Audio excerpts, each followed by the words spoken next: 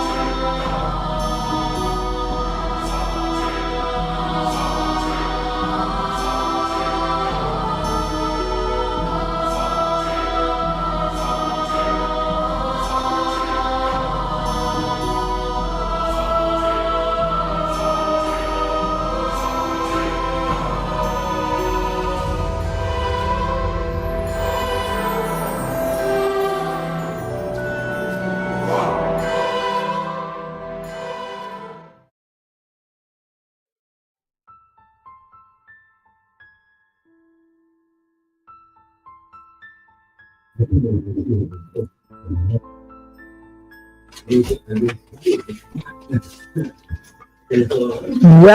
to the 4th annual Listen Live Haunted Novella, a haunting tale of my wild imagination. I cannot believe. Hello, darling. Good to see you, Lindsay. Good to see you, Kat. How you doing, honey? Lulu, Bell, Vixen. We got Vixen in here. I saw Henry. I think I saw Froze Moments. Let me see who else we have. Ron. I saw Ron in here. Chris, welcome in. Pam Cam. Good to see you. Good to see you.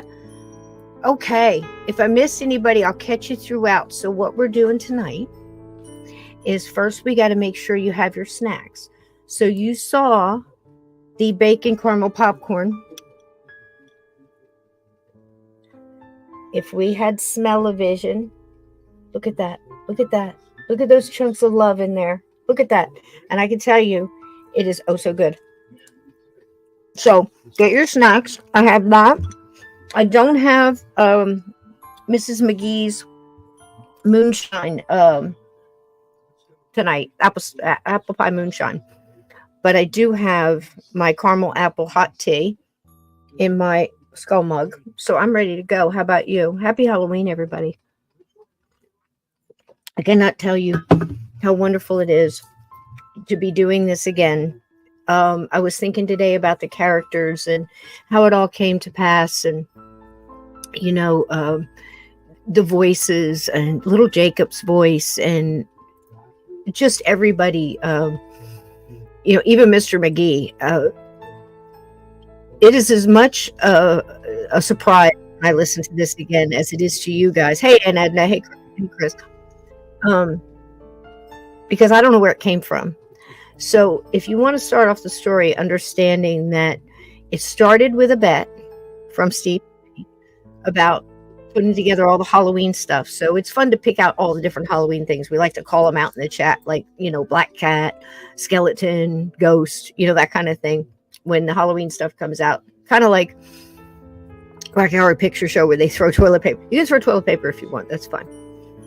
But to understand that I believe that Spirit helped write this story, not only because they wanted their story to be told, but I think they wanted a story to be told. And I think that they wanted an all-inclusive, different characters, different types of people, all coming together. Some of them good, some of them not so good.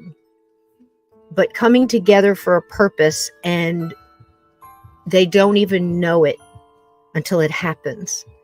And I think that happens to us in life all the time. And I honestly believe it's happening right now.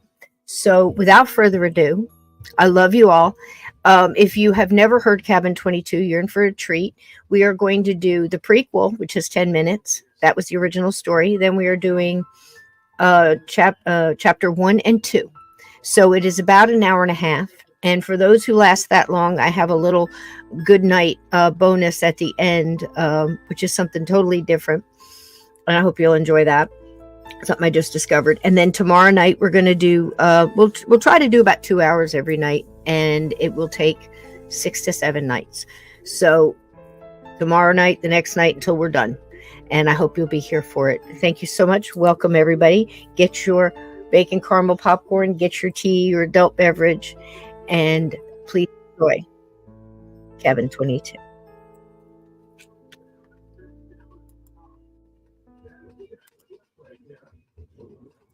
I'll be right here.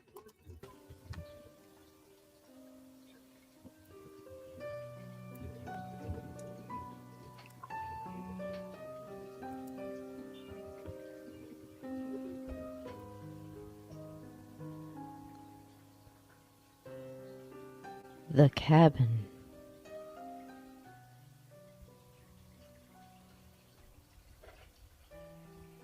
On a fall day in 2001, I thought it a wonderful idea to rent one of those log cabins out on Montesano Mountain in Alabama. It would be perfect and reasonably priced for a long week with my 2 sons.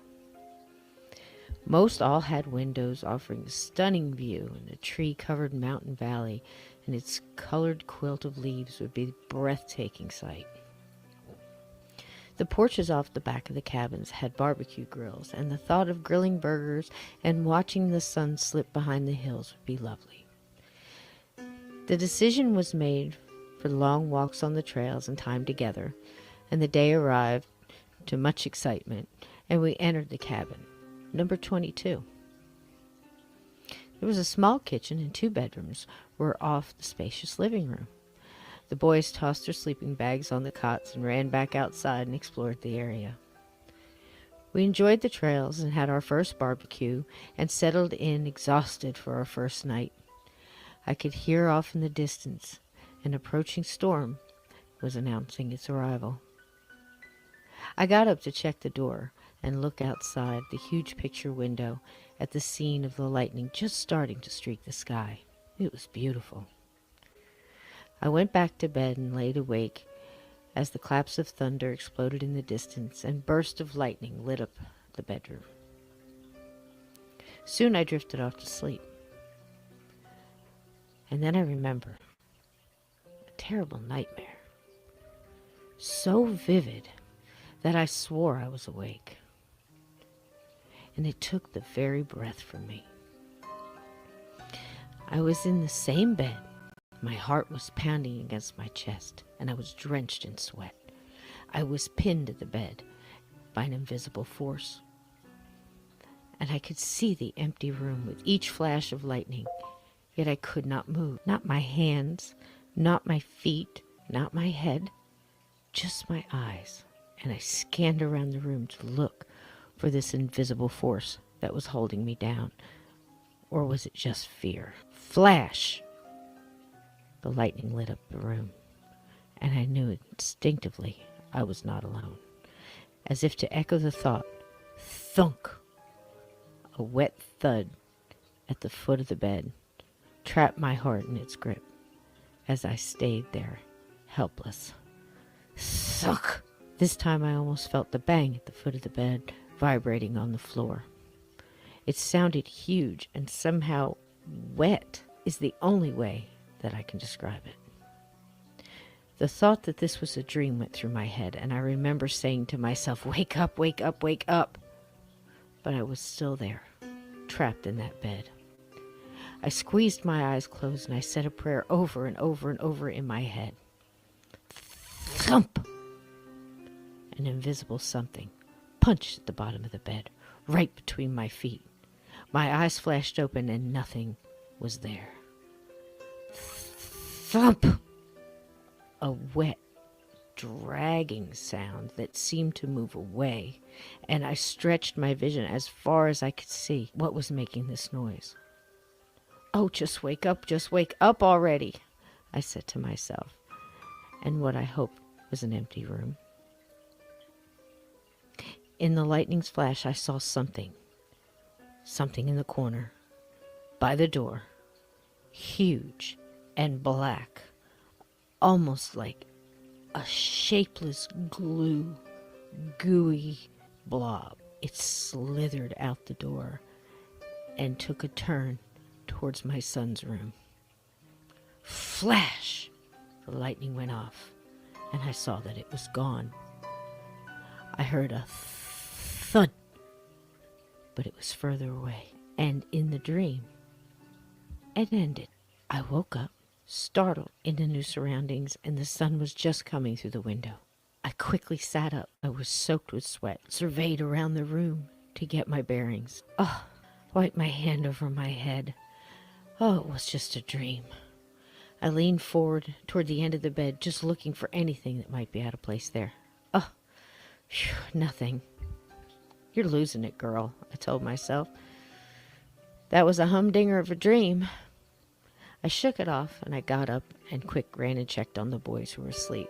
One had fallen asleep with the flashlight on, and I clicked it off, and I pulled the sleeping bag up around him. I quick got dressed, and I made some coffee and a little breakfast. When the boys got up, the bustle started. Talk about the wicked storm floated over the smell of pancakes and bacon. Smiling, I asked them if they were ready to take on the blue trail, the one that goes down and round the side of the mountain today. The trails all had color names, and Big Blue, as they called it, was a favorite. I guess, said my little one, I didn't get much sleep.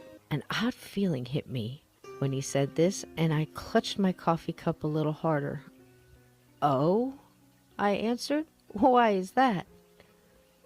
I was up all night. Something was in my room, and nobody would wake up or answer me when I yelled. I didn't hear you. Mom, I screamed loud. I swear I saw it with my flashlight. Something big and black, like a huge garbage bag filled with goo. Oh, you're just dreaming, you goof, said my older son as he kind of punched him in the arm. Well, it was loud, and it hit my bed, and it banged on the floor, and it smelled bad, too. For reasons only boys know, they both laughed at this. I was nowhere near laughter. My head spun with the realization my dream was a living nightmare, but I didn't want to scare them. I held it together, and I told them I was going to see if Mr. McGee, the cabin manager, and I was going to ask him if he had a larger cabin. And the stove wasn't working that good, so pack up your stuff, and we'll go see him before we hit the trails. They finished with a chorus of, "Oh, Mom," with mouths full of pancakes. I tried my best to shudder from the inside out as I continuously scanned the room over my coffee cup. Down at the big log cabin manager's office, I left the boys out front in the car. They were punching each other and laughing, which was a normal I was okay with right now. "Hey, Mrs. Harper, how's the stay?" Came a voice from behind the big bear statue that was carved with a chainsaw by no other than the owner of this voice. "Hey, Mr. McGee. It's okay." I tried to start off positive. "The view is lovely." He smiled as he came from behind the counter and the bear. "I ordered it just for you," he joked. I laughed a little and asked him if we could move to another cabin. "Why, sure. I have one further down the path. That be okay?" "Yes, I will take it," and handed him the key. "Is there anything wrong with this one?" as he reached out and took the key from my hand. "No, not really. It is lovely. Just some banging and sounds all night." "Oh, well, must be some raccoons up in the roof space.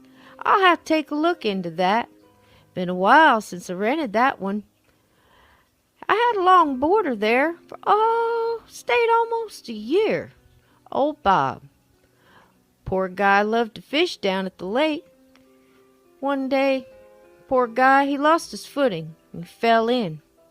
Hit his head on one of those rocks and drowned. Awful thing. About a month or so back. Took them a while to find him, too. When they pulled him out, he was darn near all black with that river moss." My eyes widened as he handed me the key. "Will you be staying long?"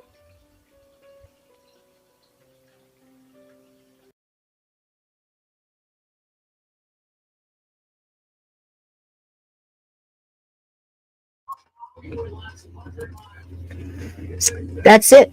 That's the first story. That's the one that I gave to Steve for a birthday present on that Halloween. And everybody said, "You know what? We'd like to hear what happened next." "What do you mean? That guy drowned in a lake and was all black and gooey and had river moss and everything attached to him. Was he a ghost? Was he the blob that scared Joan and scared little Jacob?" So I don't know. We're going to have to find out. So now we go into chapter 1. Welcome, everybody. Welcome, Sin. Welcome, everybody. If this is your first time listening to Cabin 22, give me Give me a number 1 in the chat if this is your first time.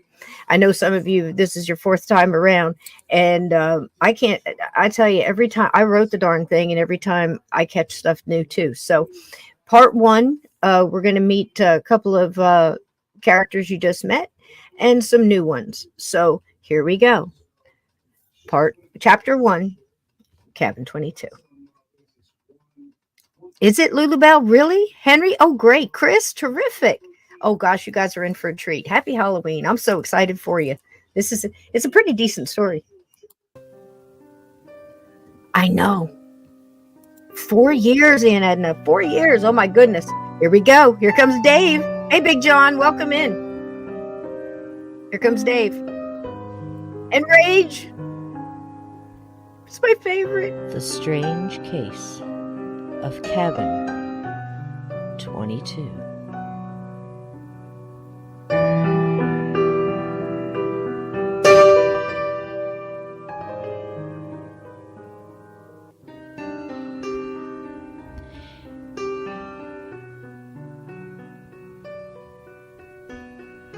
Dave took the turns on the mountain road slow. He just passed a sign that read, "Beware of falling rock." What did that even mean? What are you supposed to do if rocks start falling out of the sky while you're driving? That would be just about right to finish off this week, he said out loud to nothing, and he finished the thought in his head. Man crushed by rock. Mrs. Divorce hearing. Widow gets dog. As far as Dave was concerned, his buddy Rage, a large black shepherd, was his most valuable possession. He reached up and adjusted the rearview mirror to look into the back seat at his sleeping friend, and spoke out loud again. "No worries. She can have the house, but she's not getting you. We're almost there, buddy."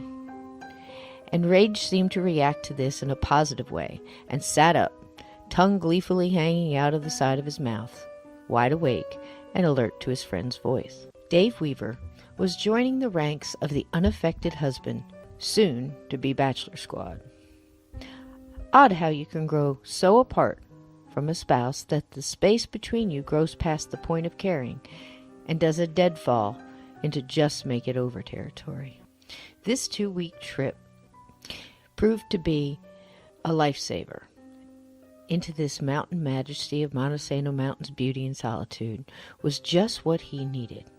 He had rented a cabin there, and Mr. McGee, the owner of the property, said there was good fishing, even late into the fall, and the scenery was a healing in a way. And added this southern beauty, "You just come on up and leave your troubles and ex-wife down in the valley. Bless her heart." Ex-wife. He thought out loud. Gotta get used to that one, Rage. Rage, reacting again to his comment, moved into the passenger seat and stuck his head out of the window. Dave patted him on the back and thought to himself, he filled that position just fine. They made their way up the winding road and toward the cabins.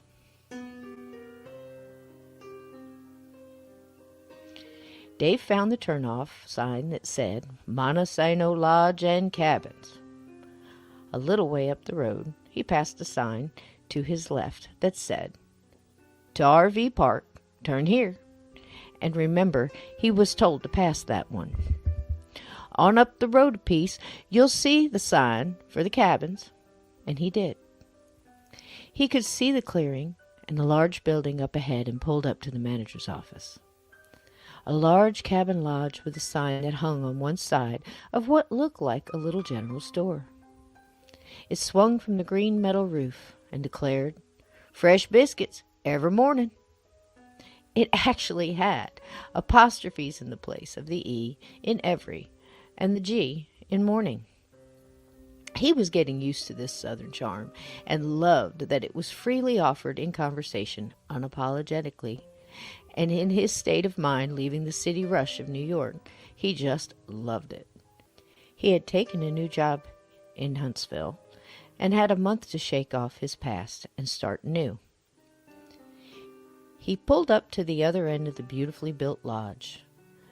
The pecan-colored logs with gray-looking cement between each one looked like it was built by the hands of Paul Bunyan himself, and he laughed at that thought.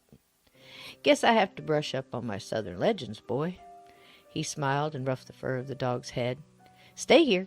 I will be just a minute." He walked up to the door that was bookended by a 6-foot Indian chief carved out of a log, offering him a red and white peppermint candy with one outstretched hand. Odd combo, he thought.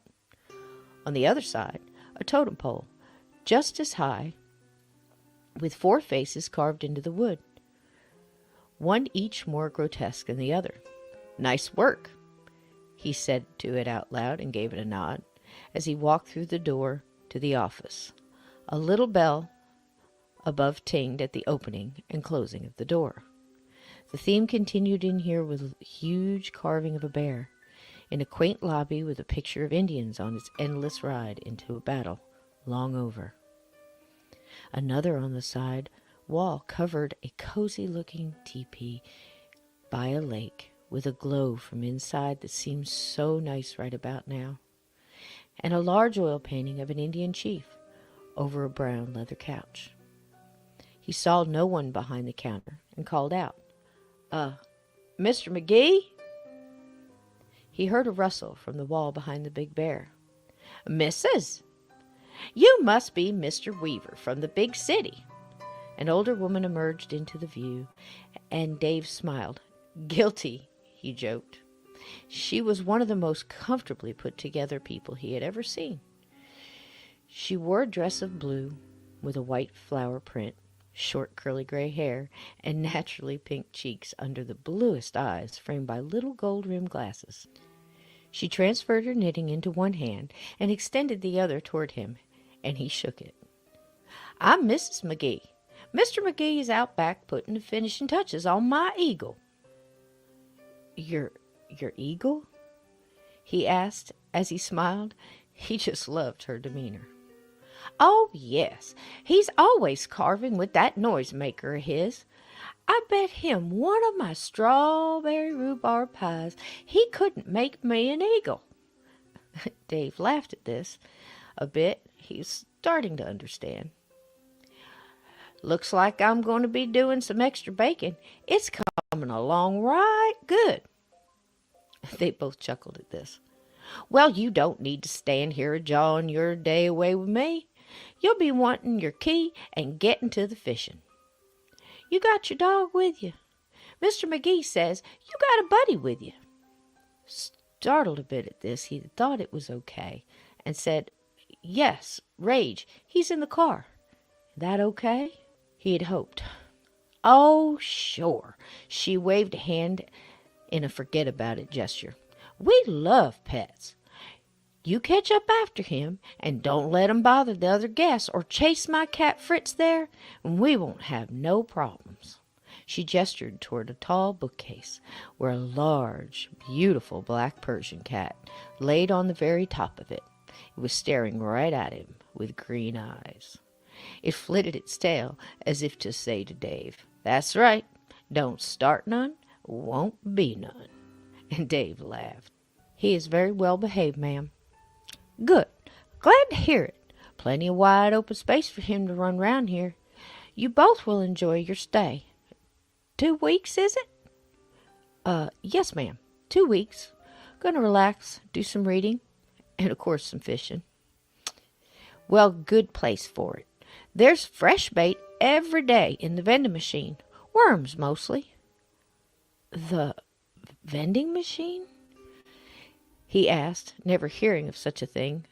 A worm machine? And just smiled. "Yup, Mr. McGee sells chicken livers in the storefront cooler, but I'm not letting those worms in my shop. Machines round back takes quarters, or you can dig your own." He did chuckle out loud at this as she pushed an index card and a pen toward him, and turned around to a board with gold hooks and keys hanging from it. "Just put your address, phone, license plate number, and the dates you're staying on the card. Of course, your name, too. I'll be needing your driver's license as well. keep it legal-like. You're all paid up, Mr. McGee said. He shook his head at the simple check-in and thought he could get used to this trusting thing. How quaint it all was, and started to fill out the card. There's a small fridge in the cabin and some sundries in the shop. I try to keep hot dogs and fresh hamburger meat, and there are always fresh pies and biscuits and sausage in the mornings if you have the need. My canned goods, too. If you go hungry round here, it'll be your own fault, Mr. Weaver. You can call me Dave. He smiled. And you can call me Mrs. McGee. She smiled and placed the key on the card, and he had just finished. The key read number 22, faded gold print. It is down the path to the right. You won't have a problem finding it. Shop closes at 10 p.m. sharp. But if you find the need, Mr. McGee is usually up at his fire pit out back. If you see the smoke, he's there, and he can get what you need. But don't make it a habit. She smiled. Ding! A sound went off behind her from an unseen room. There's my pies. Fresh apple and pecan today, Mr. Dave. He took a deep breath in.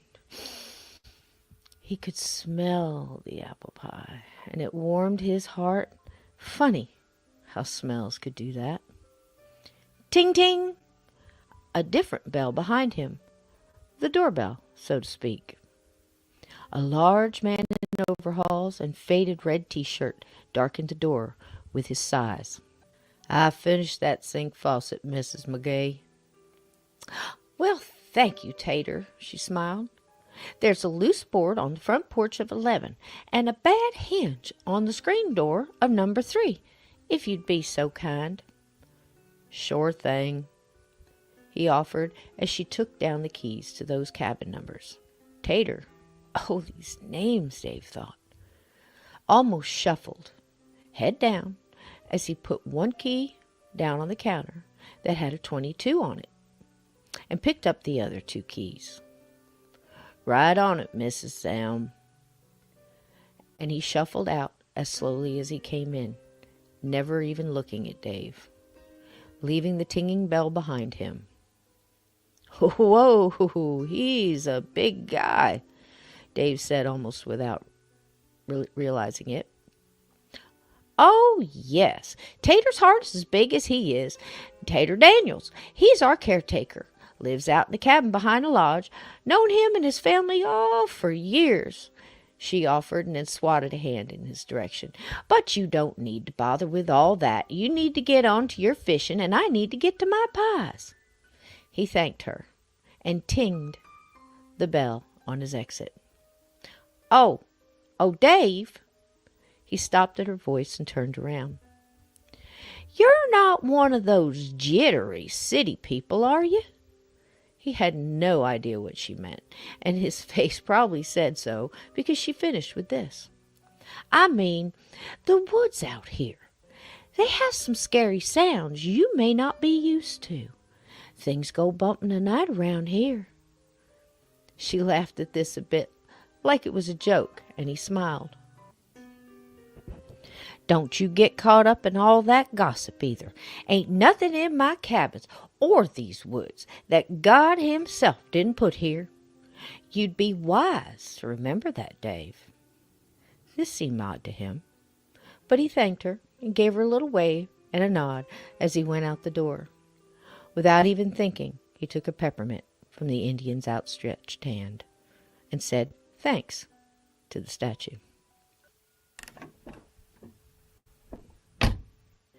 Getting in the car, he was greeted by Rage, who amused himself at his absence by watching a taunting squirrel in a nearby tree.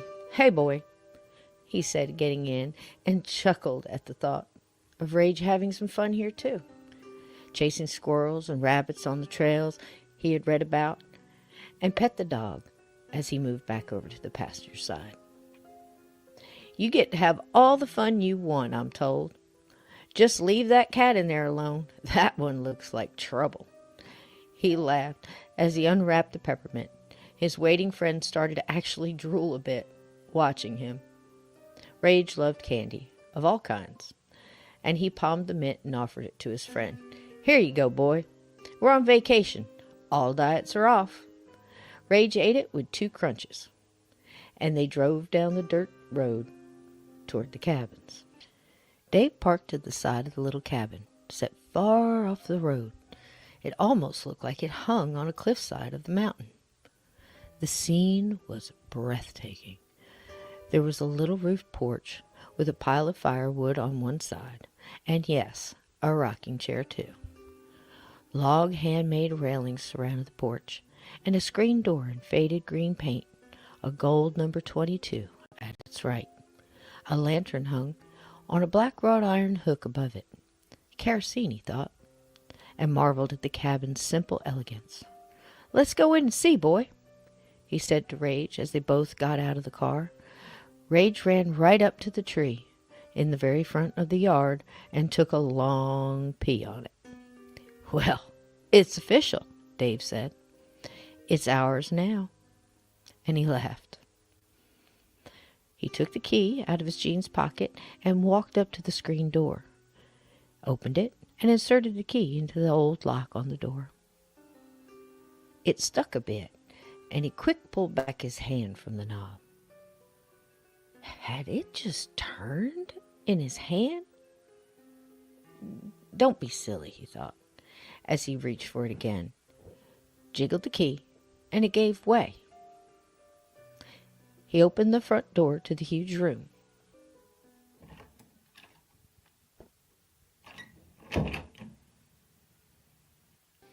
"Come on, boy." Rage ran past him into the room and started sniffing everything in his sight.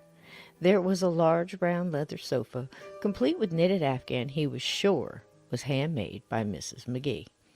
A huge fireplace with an iron hook inside for heating up pot full of stew, he surmised. There was 2 small rooms to his right, bedrooms he guessed, and the bathroom, called a half bath by Mr. McGee on the phone call they had had. "Showers are down by the lodge. 4 stalls in there, hottest water on the mountain. Open all night if you choose, but there's a commode in the cabin, running water, gas stove in the kitchen, but no electric. Kerosene lanterns are provided, and a barbecue on the back porch runs on propane. There's a small fridge I run on a gas generator out back. I'll turn that on and get her cold for you before you stay." All that was just fine with Dave, and 0 phone service out here was okay with him too. He had talked enough with lawyers and his soon-to-be ex for a while, and remembered there's a landline in the office if need arises, also part of his conversation with the soft-spoken owner of this gorgeous property. The picture window in the back of the cabin overtook his vision.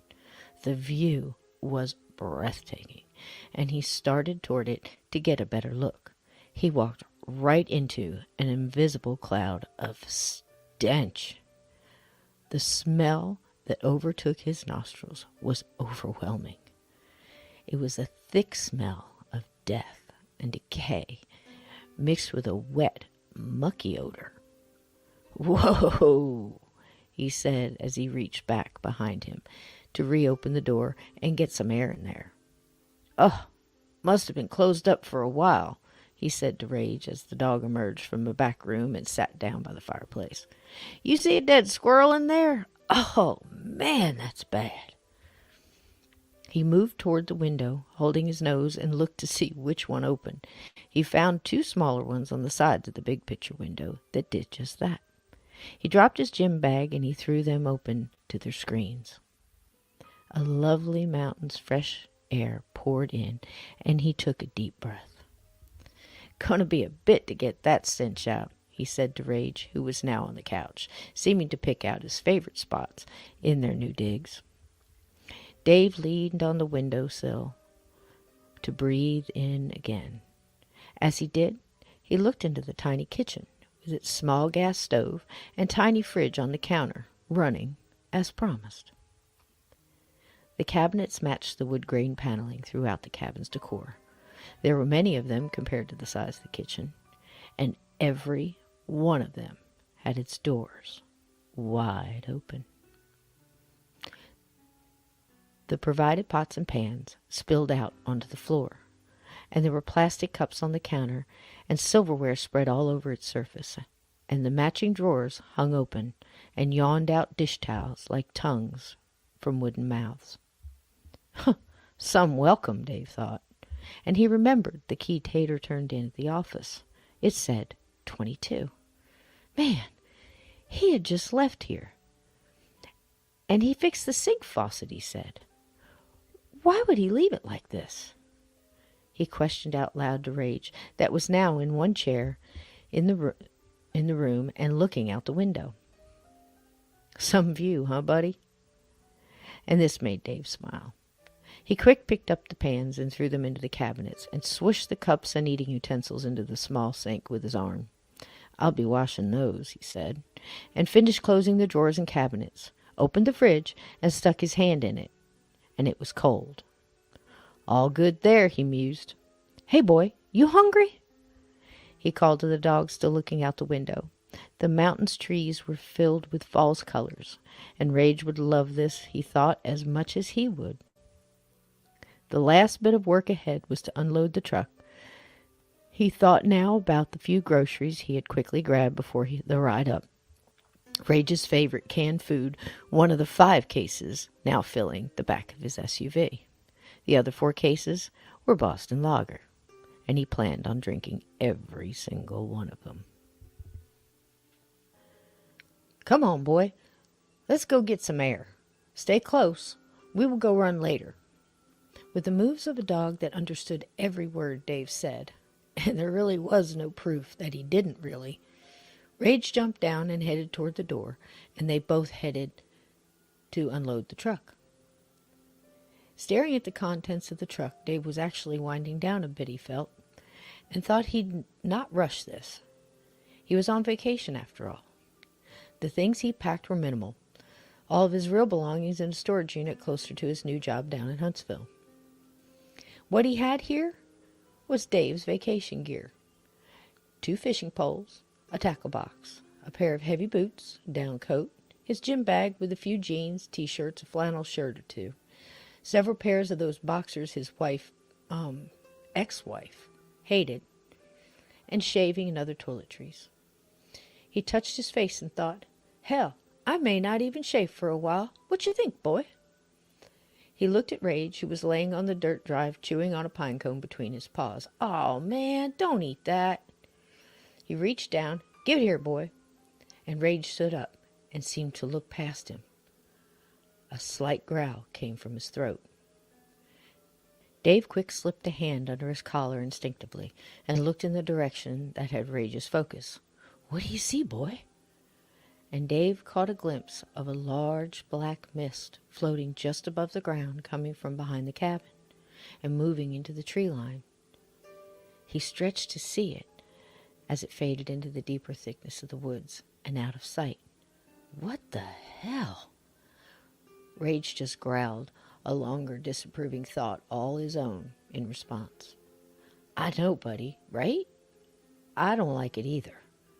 Smoke from a barbecue, maybe? A swarm of flies? Dave had no idea, really, and said so. I don't know, but we'll stay away from it, okay, buddy? Rage's tail wagged a bit now, and he let go the collar as he said, Let's eat. He turned to the truck now to decide what to bring in. The bag of steaks, canned beans, and coffee he brought. For sure, the case of Royal Canin beef for shepherds. Stuff costs more than the steaks, he thought, and smiled, and a case of beer. Come on, boy, let's fire up that grill. Rage trotted off toward the front door, and Dave gave a glancing look toward the tree line, and it gave him an uneasy feeling. He wasn't one to jump to conclusions, but he was up here all alone, really, and just then he was glad he had brought that 12-gauge, and he was even happier right now about the beer. The steak smelled great, a damn sight better than it did in the cabin for sure. The beer was warm, but he put some to chill in the fridge, and it was just fine for now. Rage ate his canned beef without chewing it seemed, and he knew what he had set his sights on was that T-bone he was promised on the road on the way up. It never ceased to amaze him how damn smart this dog was. Dave smiled as he flipped one of the steaks over and asked his buddy, "How would you like your steak, sir? Medium? Medium rare?" Dave smiled at the look on Rage's face when he turned it up to look at him. His ears perked up, and his eyes seemed to sparkle. "Ha! Rare it is, monsieur." He laughed at this. He was feeling better, and you can best bet he bought Rage a T-bone. Bought several of them. This dog and this move was saving his life, he felt. And I'd rather have the money go to what he wanted for a change. His wife was getting plenty. She had seemed to go batshit crazy after speaking to that ambulance-chasing lawyer of hers, and he was hurt, really. "You want anything else, buddy? A Porsche, maybe?" Rage just tossed his head to one side, as if to say, "Can I?" Dave chuckled and finished off the beer, and leaned it against the railing that rounded the whole back porch. "One down," he said, and reached out to open the screen door. A large thud seemed to come from inside the cabin, and Dave threw open the door, and they both ran in, thinking the darn roof fell in. What the? Dave stood with his hand on his forehead, looking around the large room. Nothing, he thought. Nothing? He checked the other rooms. The simple cots and old dressers in each room were all intact. Not a thing out of place. And he went to the front porch and looked all around. "That sounded like an elephant came through the roof, buddy." But Rage hadn't followed him outside, and he quick ran up the walk and into the cabin to make sure all was okay. "Rage!" he called out, and he heard his bark from one of the back rooms.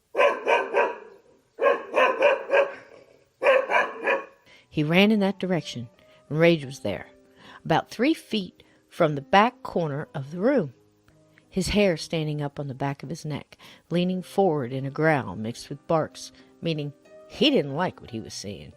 "Rage? What's there?" As if the dog could explain, Rage just kept on with his protest as he backed up between that corner and Dave. In a lower voice now, "What's there, boy? What do you see?" As if to signal it was gone, Rage just sat down at his feet and started to pant, his tongue leaning out one side, saying, whatever it was gone. "What the hell, man?" Dave said aloud as he walked toward the corner and touched the wall. He didn't know what to expect, but he did it anyway. It was ice cold. Dave shook this off. Just an eerie, chilling, goosebump-raising feeling went through his body all at once, and he quick pulled his hand away. "Come on, boy. That's enough of that. Steak!" He said the last with a guttural humor, like a primal man speak, for red meat eaters. Rage understood, and off they went. Dave paused just a second before returning to the barbecue on the porch, grabbed a colder beer from the fridge, and realized the smell. It was completely gone. 4 beers later, and full stomachs to boot, the pair enjoyed the descending sun beyond the waterfall of trees in the distance. Rage chewing on what was left of his bone, and Dave halfway through a chapter of one of his new books. He had grabbed several at the Target when he bought the steaks. This one on a whim that seemed to fit his mood. The Subtle Art of Not Giving a F by Mark Manson. He had laughed when he saw the title and grabbed it with his usual thriller crime novels. It was turning out to be a self-help, life coaching thing, and not too bad. But he thought he'd finish the night with Grisham's The Whistler. He had heard a rustling off the porch, somewhere in the deep leaves below, and he took his feet down off the railing and looked down. He saw a deer jumping through, off to the wood and thought it had been a long time since he had seen one. He was never into hunting. Fishing was as far as it went for Dave, and he and Rage watched it as it disappeared into the deep woods. It was almost dizzying to look down off the porch. It had been built to jut off the edge of the rock on the mountain for a full effect of the scenery there, and it worked for sure. But looking down, it made Dave think twice on trusting that railing, and he backed up off it quick and shuddered at the thought of taking an unwanted dive off of it. "Okay, boy, I'm getting the rest of my stuff out of the truck. You want to pee?" He went into the cabin, and Dave thought for a second, reached into his gym bag and got out a long black leash, and Rage just gave him a look. "I know, buddy, but if you start running after a deer out here, I won't find you in the dark." And he clipped it on Rage's collar, and off they went. He grabbed the shotgun he had wrapped in a sleeping bag and threw another canvas bag over his shoulder. He had got him an old coffee kettle to use on the stove, and he drank it black, so that's all the morning start he needed. Rage's favorite water bowl was in there, with a couple of flashlights, batteries, and his old transistor radio. Some snacks and other stuff he grabbed. "Okay, boy, the other stuff can wait till morning." And he locked the truck. Walking up to the cabin, he heard a scream. A loud, blood-curdling one. Rage heard it too. It sounded like it came from down the path toward the number 20 and number 19 cabin spots. Again it came, now sounding like it was further up the path, toward the number 24 and 25 spots. "What in the world is happening around here?" he said to the air. He had heard some birds out here can sound like someone screaming. Red foxes, too. Man, it had to be to move like that, he thought. Eerie, just the same. Sure sounded like a scream, he said to Rage. As they reached the porch, he heard it again, behind them now. They both hurried in the door and locked it. He leaned against the door for a moment. What in the hell was that? He dropped the bag and unrolled the 12-gauge on the counter, located the box of shells from his gym bag, and loaded it. While doing so, he remembered Mrs. McGee's words. "The woods out here have some scary sounds you may not be used to. Things go bump in the night around here." "Huh, I guess so. Gonna be a hell of a night, boy," Dave said, and Rage looked up. "It's okay, though. We have Dad's old Betty and each other. What could get us here?" All three of them settled onto the couch, Dave, Rage, and the 12-gauge. After making a roaring fire, and still very full from the steaks they had, they enjoyed sharing the pork rinds anyway. The new Grisham novel in hand, all seemed to feel a little bit better now. The warm fire and the crackling fireplace just felt right. The couch was comfy, and Rage was full and happy, and satisfied with taking one for every 2 pork rinds that Dave ate. And neither one of them noticed the face staring at them from the window off the back porch.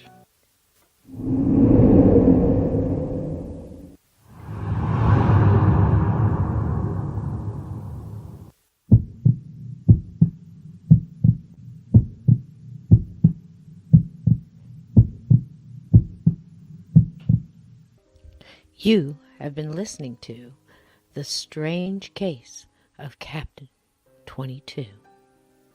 Stay tuned for part 2. Will Dave and Rage finally realize there is a strange face peering at them from the back porch?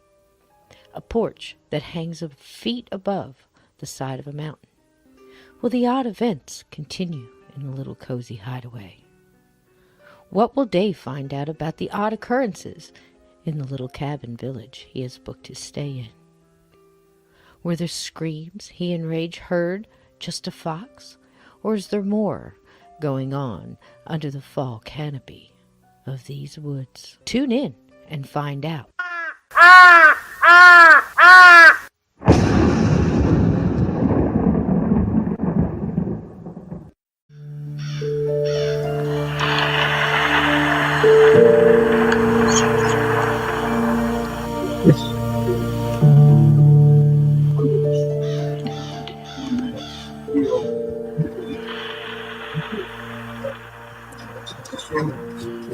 That's just the best, you know. It's so corny. The whole point of it was to be corny. You know, you have the demon laugh, and you've got the funny Southern drawl. Now listen, I mean no harm. No Southerners were hurt Welcome during the to making of Journey Through this. the Gate. No animals were harmed. As we delve into the many questions There's and wonders all the names have been changed to protect the innocent. period. Do you know what I'm saying? What's on the other side of the gate? Let's find out. Let's find out together. But it's meant to be corny, and I have to laugh at it because I think I accomplished it. You know, just like thunder, you know, lightning strikes for no reason, just no reason. I know, I love it too, Froze. It's just, it thrills my heart. It really does. I have no idea where it came from. I don't know how to explain that. I really can't put this into words. Me, lost for words. What kind of crazy mess is that, right? Where these voices came from. If you asked me if any of the characters were based on anybody, I believe we've talked about this in the past, and then we've got another chapter. But it's just amazing because I don't listen to it throughout the year. And, you know, it's been a whole year since I've heard it, and I hear new things too. And I'm like, where did I come up with that? It's like, did I write that? Is that my voice? It's crazy. It's the best Halloween experience for me because it just, you know, I jump at the jump scares because I'm such a Looney Tune. I forgot I put it in there, you know, and the fox scream. Was it a fox scream? How do you know it was a fox scream? Mrs. McGee said there was going to be sounds out there that, you know, you're just not going to be used to. Right? So again, superstition, very strong on the mountain. And that's right. You know, what's going on this mountain? He's in this cabin. That smell that keeps coming up, rage. How much you love rage already? You're going to love rage. By the time this is over, you are going to wish you had a friend like Rage. You really are. I promise you. He will make you cry. He makes me cry. You know, and you can't even. Just trust me. We've got Tater. Now, Tater was one. Now, Rage for sure is based on a living entity. He's based on a dog I had named Oso, who was, I had him trained to hand signals. You didn't have to say a word. You know, he was just so good. He lived 17 years. I miss him dearly. He was a black chow shepherd. Rage is an all black shepherd, but, you know, an homage. Throughout this story, there's lots of different homages and, you know, the hat tips, let's call it that. And, oh gosh, we just love him. And, Dave's just a guy, you know, there's no particular thing. Tater is kind of based a little bit on Hoss from Bonanza and a couple of other people I knew when I lived in Alabama. But you're going to learn to love Tater too. He's going to surprise you just like Rage. So without further ado, I'm enjoying the heck out of this. Happy Halloween, everybody. I hope your kids are listening. I hope you have snacks. Get some hot tea, get a beverage, some cold beer, hot cocoa, you know, one of those crazy mixed up things that they call coffee, you know, with the vanilla and the whipped cream and the sprinkle of cinnamon on the top and all that kind of mess. Get your bacon, popcorn. But I wanted to show you one more thing for tomorrow night, if you like. And if this is your first time around, you got to have this recipe, because here's the thing. This recipe is so versatile, and I made it as a bartender for a long time, so trust me, it's very tasty. And if you mix it right, it's just so smooth. So be careful, because it's one of those that's kind of potent.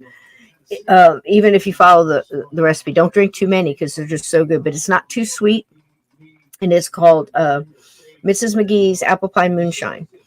Mrs. McGee will learn through this whole thing. She loves to bake pie. She's a great, she's always baking some kind of pie, always feeding everybody, up there at the cabins. So this isn't her recipe, but so you can have it in the alcoholic form, or you can have it, just for kids or whatever. If you don't want to drink, you can just have the virgin recipe, or also you can do it frozen like a slushy. So if you've never had apple cider in a slushy, it's so good. And you take the glass. Well, I'll just show you. I'll just shut up and I'll show you. I have it right here. Here we go. It's good stuff.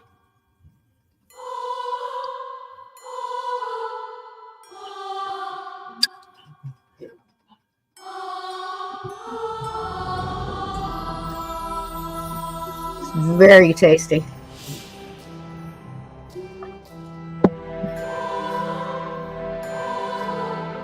Goes good with this too.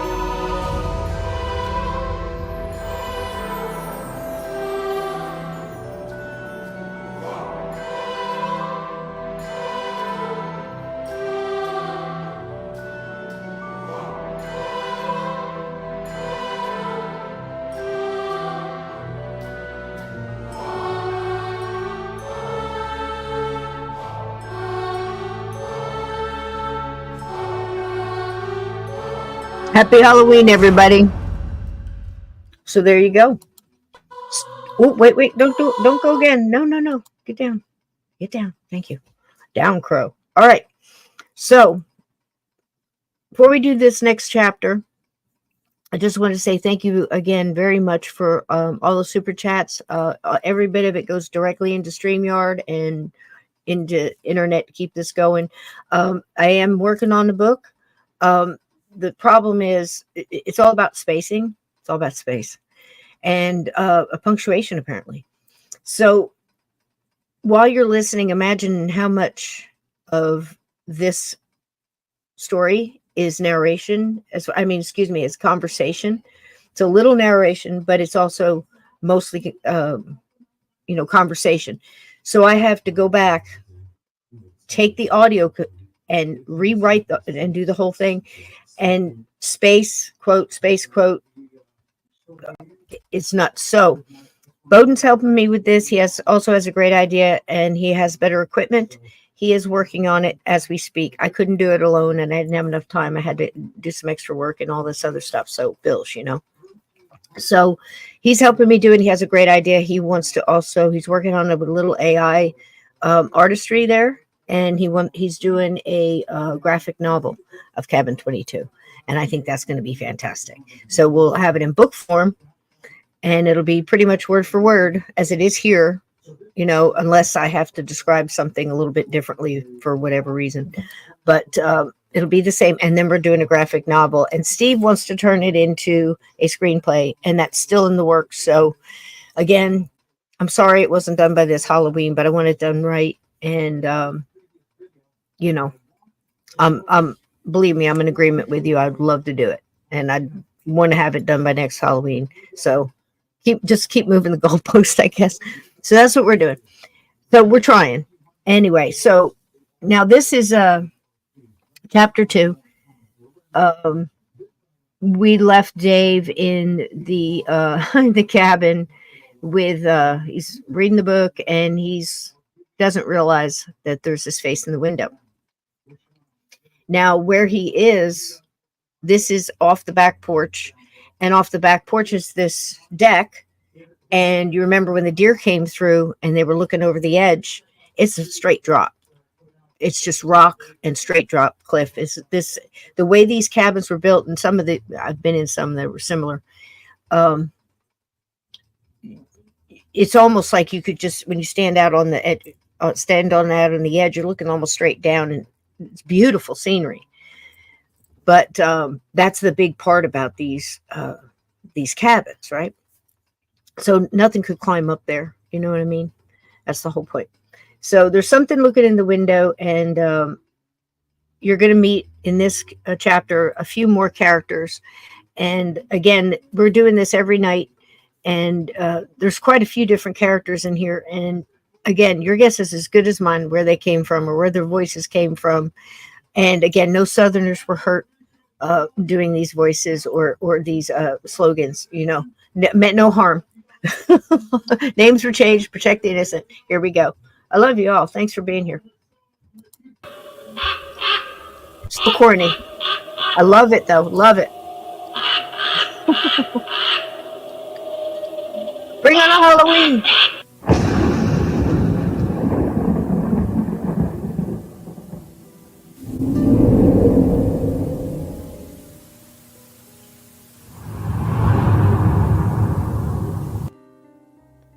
The Strange Case of Cabin 22, Part 2. Dave was deep into the Chapter 2 of The Whistler. This really was turning out to be a good book, he thought, and he reached into the bag for a pork rind, almost made it halfway to his mouth, and thought he had lost count on the 2 for me and 1 for Rage's share. Sorry, boy. Here you go. He extended the snack toward his buddy and looked over the book towards Rage. He noticed a look he had seen before, and he slowly lowered the book and connected look to look with the dog. He gave a quick chin-up motion to Rage, a signal they both knew as a "what's up?"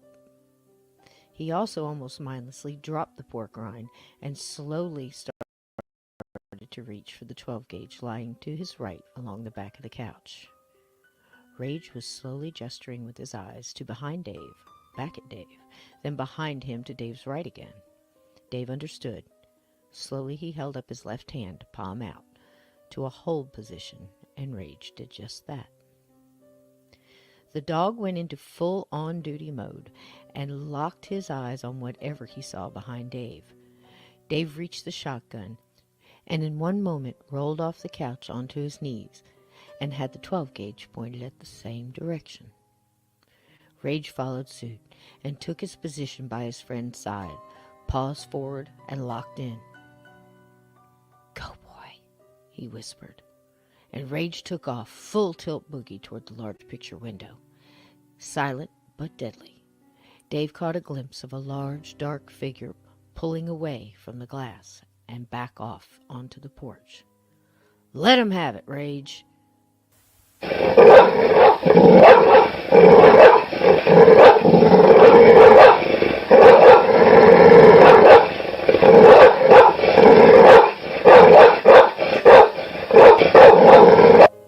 The dog burst into a barking, growling warning that probably meant, "That's right, you son of a bitch, run!" Dave went to the door, opened it with one hand, and the 12-gauge pointed, and kicked the screen door. It banged against the back of the cabin, and Rage ran out barking and sniffing at the window, followed the scent down the porch floor, and directly to the railing on the back end of the porch. Dave followed the direction of his partner with the weapon, slowly moved toward the railing Rage was inhaling, and stared into the nothingness. My God, he thought, covering his left and right, down and then back again, with his gaze and the business end of the 12-gauge. "Where'd he go, boy?" Rage was silent and acting like he lost the scent. His head poked through the railing and looked down. Dave stopped for a second and listened. No anything. No rustle of leaves. No sounds of any kind, except an owl off in the distance.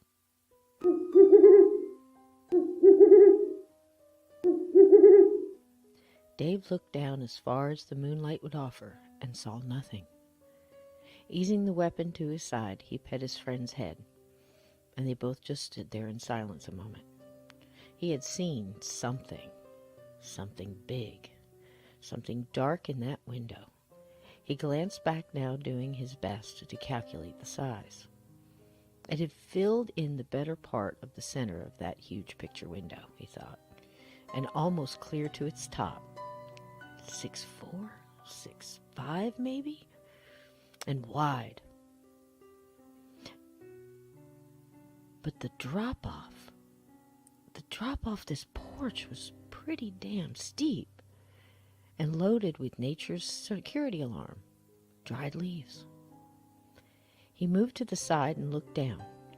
Even here, there was nowhere to silently climb up. "Hold, boy." And Rage sat, on duty for sure now. Dave quick went inside, grabbed up the mag light he had brought, and put it in his back pocket, and grabbed the large Coleman spotlight he had. He joined Rage, and together they watched the light as it illuminated the trees and surrounding area. Nothing, not a damn thing. Just the darn owl off in the distance again.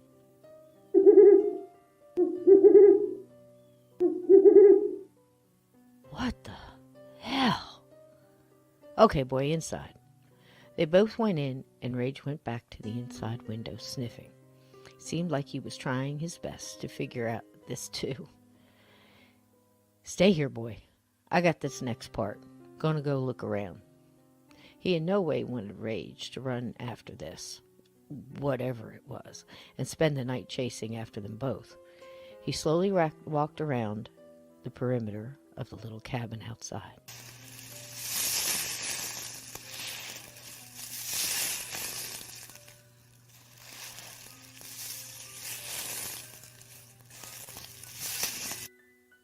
When he went as far as he could onto the porch, he quick turned on the light. He held with the aim of the gun, directed at what he could see under the balcony of the porch. Rocks, sticks, of course leaves, and 2 Pabst Blue Ribbon cans faded with time. Slobs, he thought. As he made his way back inside, Rage was seated just inside the screen door and greeted him as if he had been gone a month. "Okay, boy, I know. And it made him smile. It always did. "I don't know what the hell is going on around here, Rage, but thanks for the heads up, buddy. Let's go lock her down and settle in. What do you say?" They made the rounds from window to window, door to door on the inside, checking all the locks. Satisfied, he laid the 12-gauge on the couch and pushed the couch against the far wall, moved a little table from the corner, and shoved the couch there. He sat down, put the weapon on his lap, and leaned back. Better now, his back to the wall. Front door to his left, kitchen, picture window, back door, left center, doorway to the bedrooms, right center, and a solid wall behind him. Good. Odd how that always made him feel better. And for a moment he remembered watching an old Western as a kid. Wild Bill Hickok always took the chair with his back to the wall, and Dave never forgot this, always requesting the table with the best view of the entrance and his back to a corner. Honestly, he didn't know why he hadn't moved the couch to start with. He hadn't been himself lately. He was indeed coming back, though. And he looked up at Rage, who hadn't really gone into vacation mode, and he was very grateful for that. Rage now sat straight up in all his shepherd beauty, tongue goofy hanging to one side. He caught Dave's eyes and attention, and Dave gave him the what's up chin. And Rage looked down, then back up at Dave. Dave noticed Rage was sitting in a whirlwind of spilt pork rinds on the floor, and Dave said, "Go ahead, buddy. They're all yours." Rage jumped up and happily ate every single one. Dave got a beer, picked up the Grisham novel that had skidded across the floor, and looked one more time out the window. What the hell is going on around here? And how many times have I said that? We haven't even been here a day. I just don't know what's going on. And then he turned back to Rage, who had his spot now on the couch. "You got that right, buddy. We could use some sleep."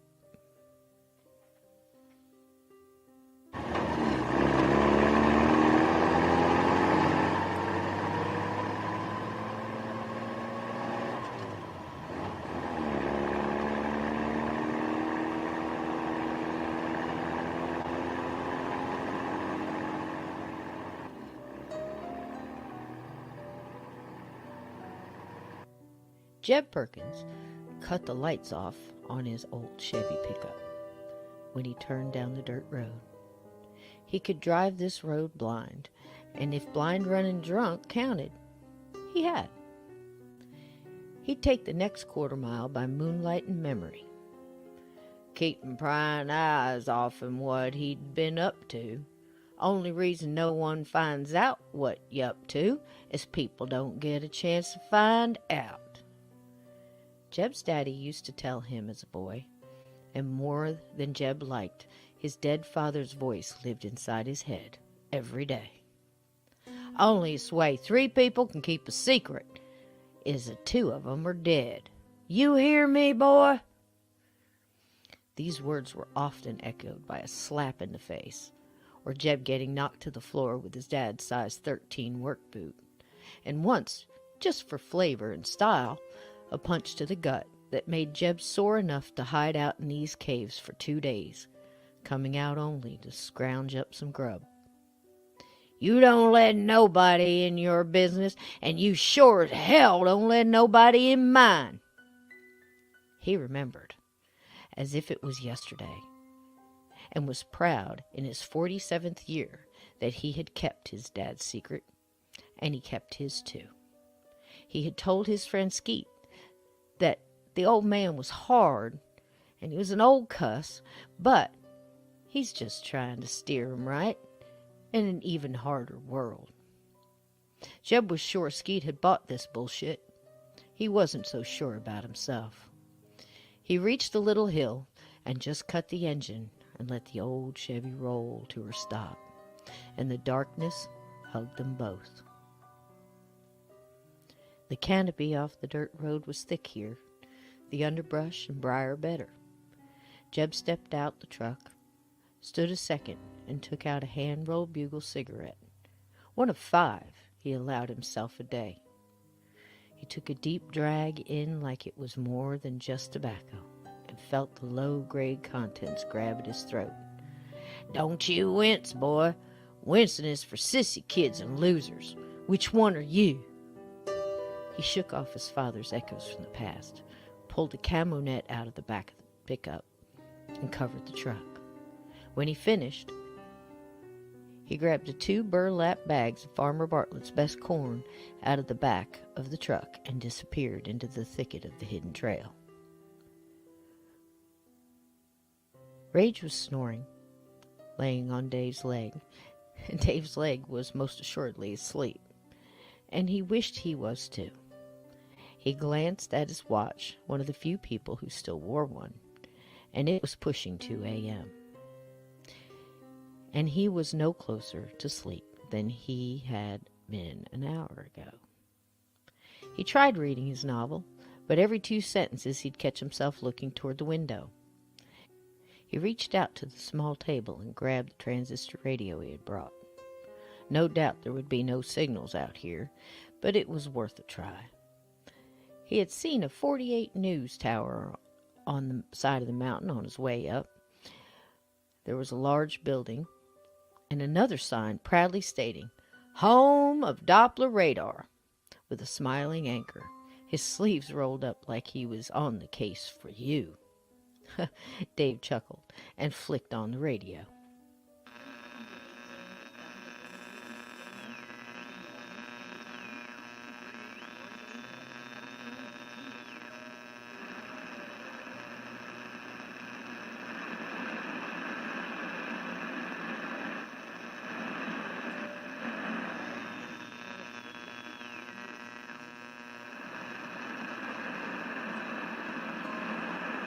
Can't have me.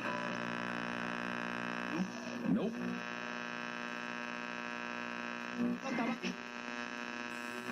Mr. Pop. Eat.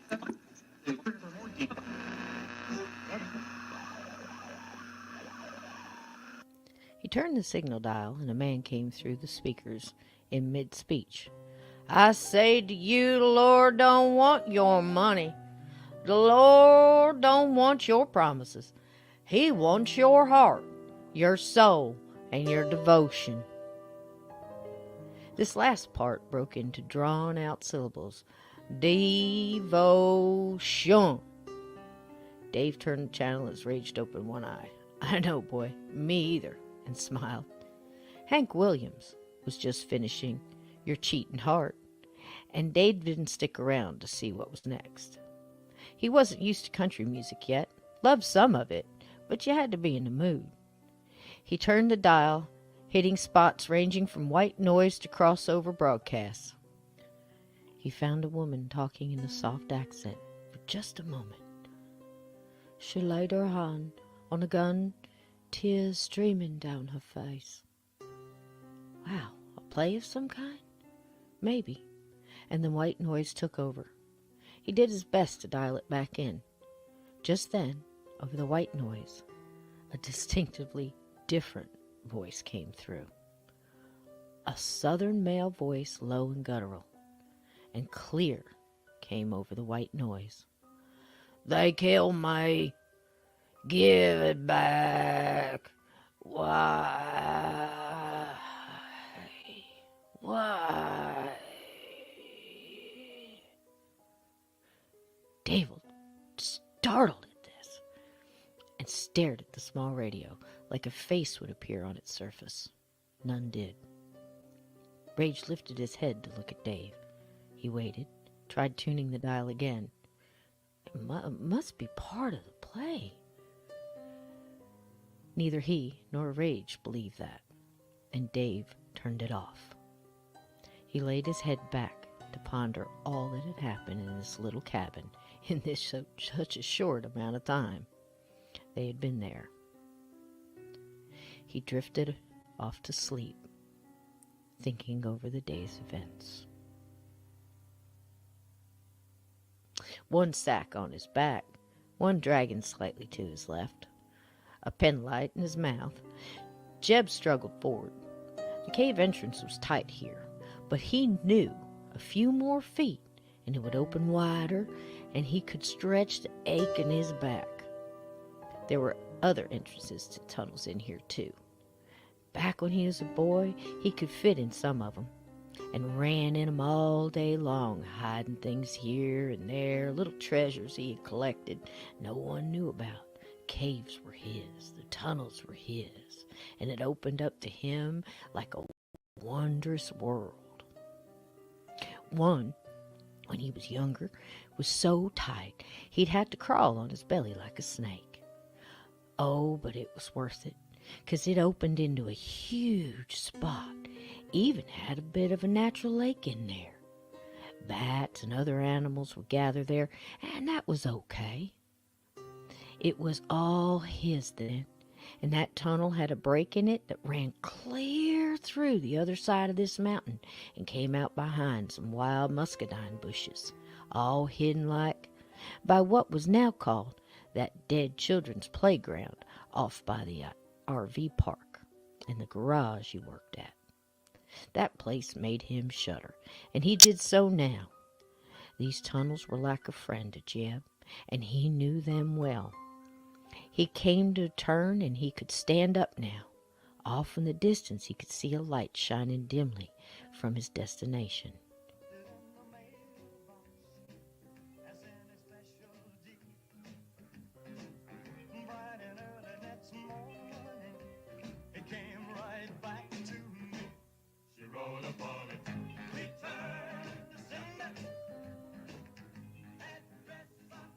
He could also hear Elvis echoing slightly from ahead. "Damn, Skeet," he said angrily. "I told him to keep that racket down." And he pressed on. He emerged to find Skeet sitting on the old green couch he had made with orange crates and stolen lawn chair cushions. The colors of the flowers now faded, but odd in such a dank and dismal cave. Skeet was loading what he called his Widowmaker, a steel slingshot he had made down at the garage, and he had a bag of what Jeb was sure was steel ball bearings in front of him, sitting on an overturned crate covered with a rusty sheet metal. "Well, hey there, boy. Thought you'd never make it up here tonight." He greeted Jeb, and Jeb dropped the 2 bags of corn in a steel drum and banged the lid on with a mallet that had sat by its side. "Skeet, I done told you to keep that noise down," and nodded toward the transistor radio. "But that's Elvis, man. You can't turn down Elvis." "Damn it, Skeet, you'll bring the law down on us for sure. Now turn it down." "Sure, you old worrywart. Ain't no one finding us up in here. Why, I'm betting no one but us and your old daddy been in here for 100 years and more." Skeet pulled the steel ball back, closed one eye, and let go. Whomp! The ball bearing flew through the air and made a direct hit into the head of a huge rat scurrying across the top of the steel shelves they had built about 10 years back. It hit so hard, it threw the rat up and back and hit a poster of the centerfold of Dorothy Stratton, duct taped to the plywood wall behind the shelves. Splat! The rat's blood sprayed all over Dorothy's smiling face and slid down the poster, leaving a trail, and hit the floor. "Skeet! Oh, God, not Dorothy!" Jeb ran up, pulled the sleeve of his flannel over his hand, and wiped the blood off Dorothy's face, making it worse, also making him think of how this beauty had died at the hands of her crazy husband. "I'm sorry, Jeb. I told you I'd take care of these rats. There's so many. Traps ain't doing the job. I'm getting right good. Look at there." Jeb looked where he had pointed, and a pile of rats lay in a twisted nest of blood, guts, and gore. "Jesus, man!"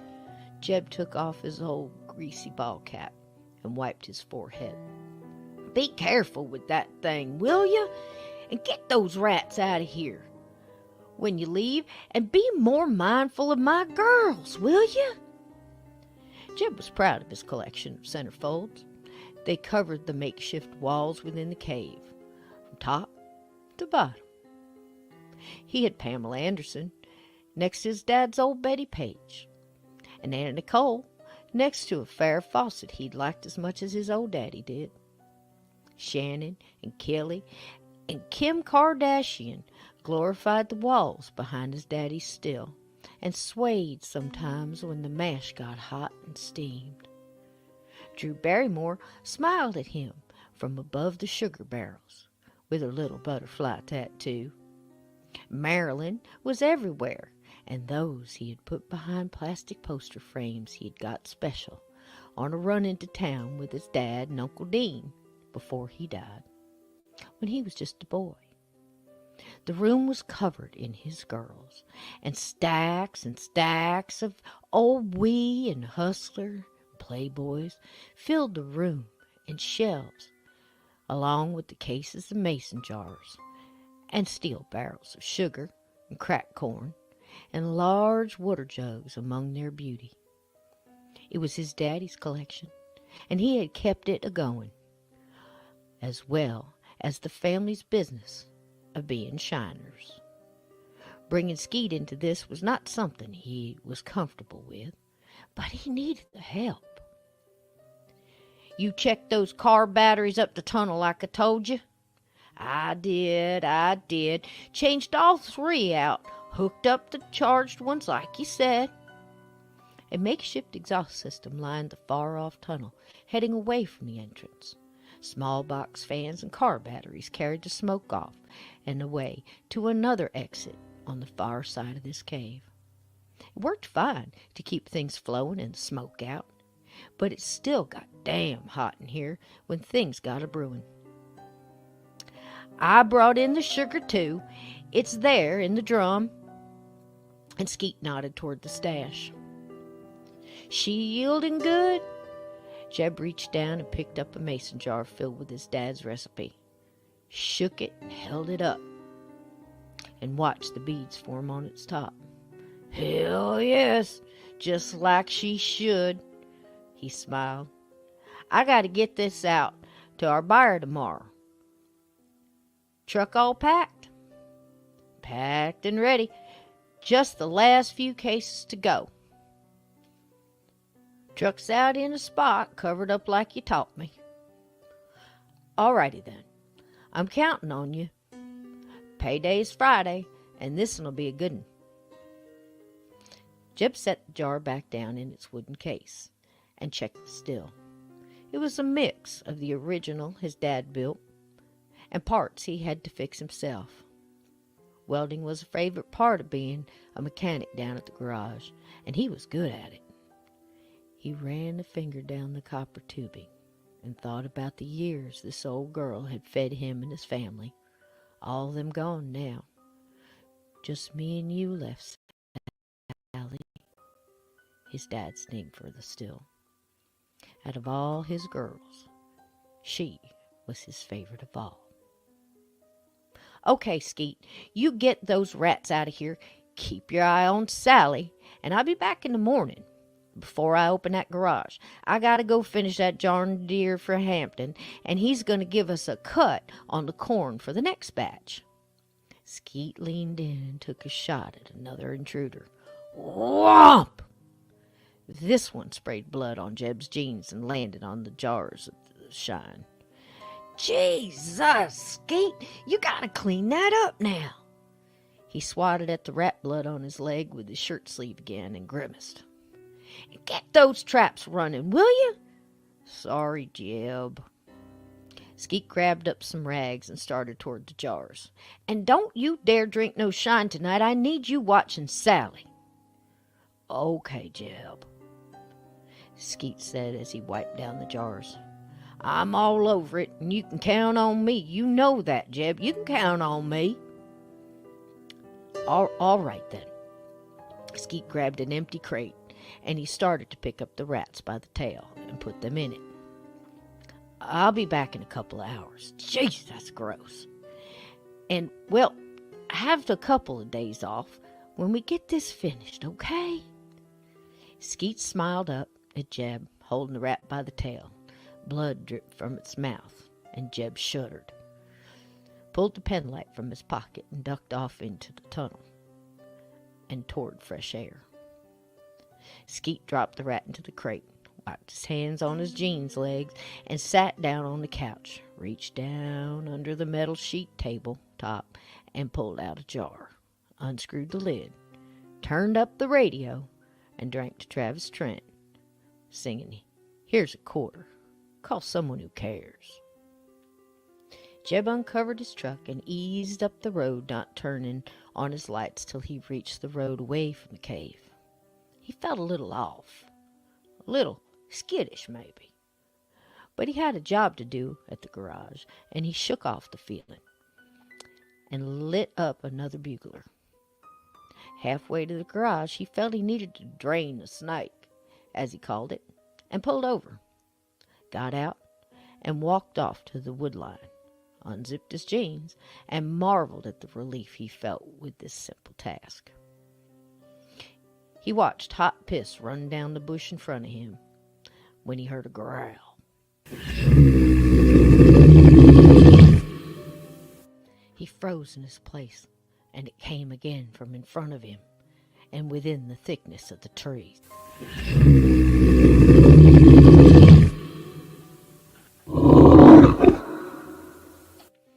A low, rumbling growl now, and Jeb looked toward it, squinting to see in the shadows. A bear? What, a wolf, maybe? He hadn't seen one ever out here, but he had heard tell. Just then he saw the shape of what looked like a large dog in the thicket. He swore he could see the glare of its teeth and a glint of an eye. He was frozen as he looked at the shape in the shadows. He was frozen right to the spot.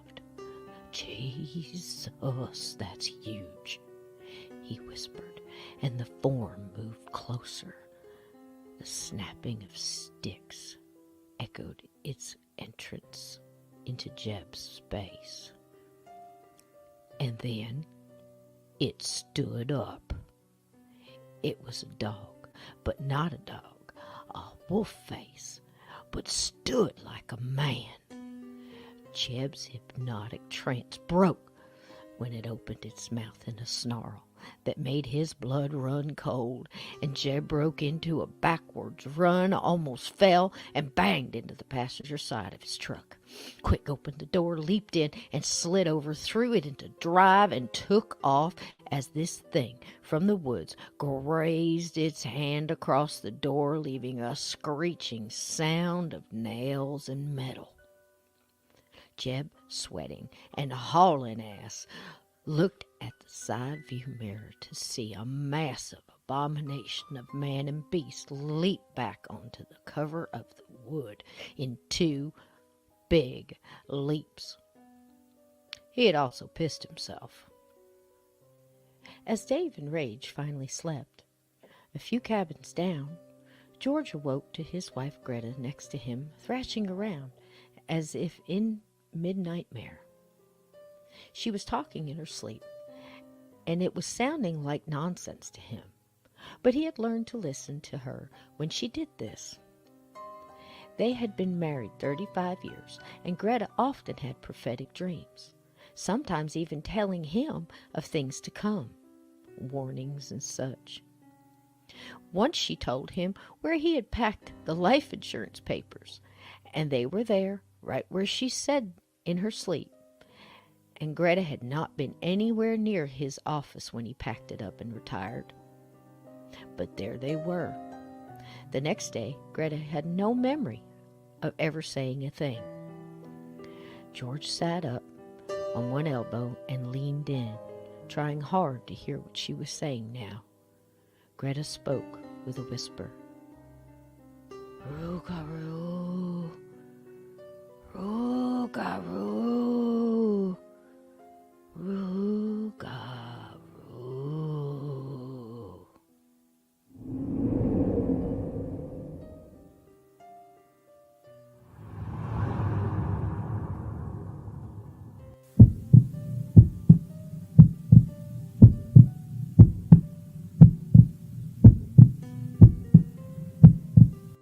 You have been listening to The Strange Case of Cabin 22, Part 2.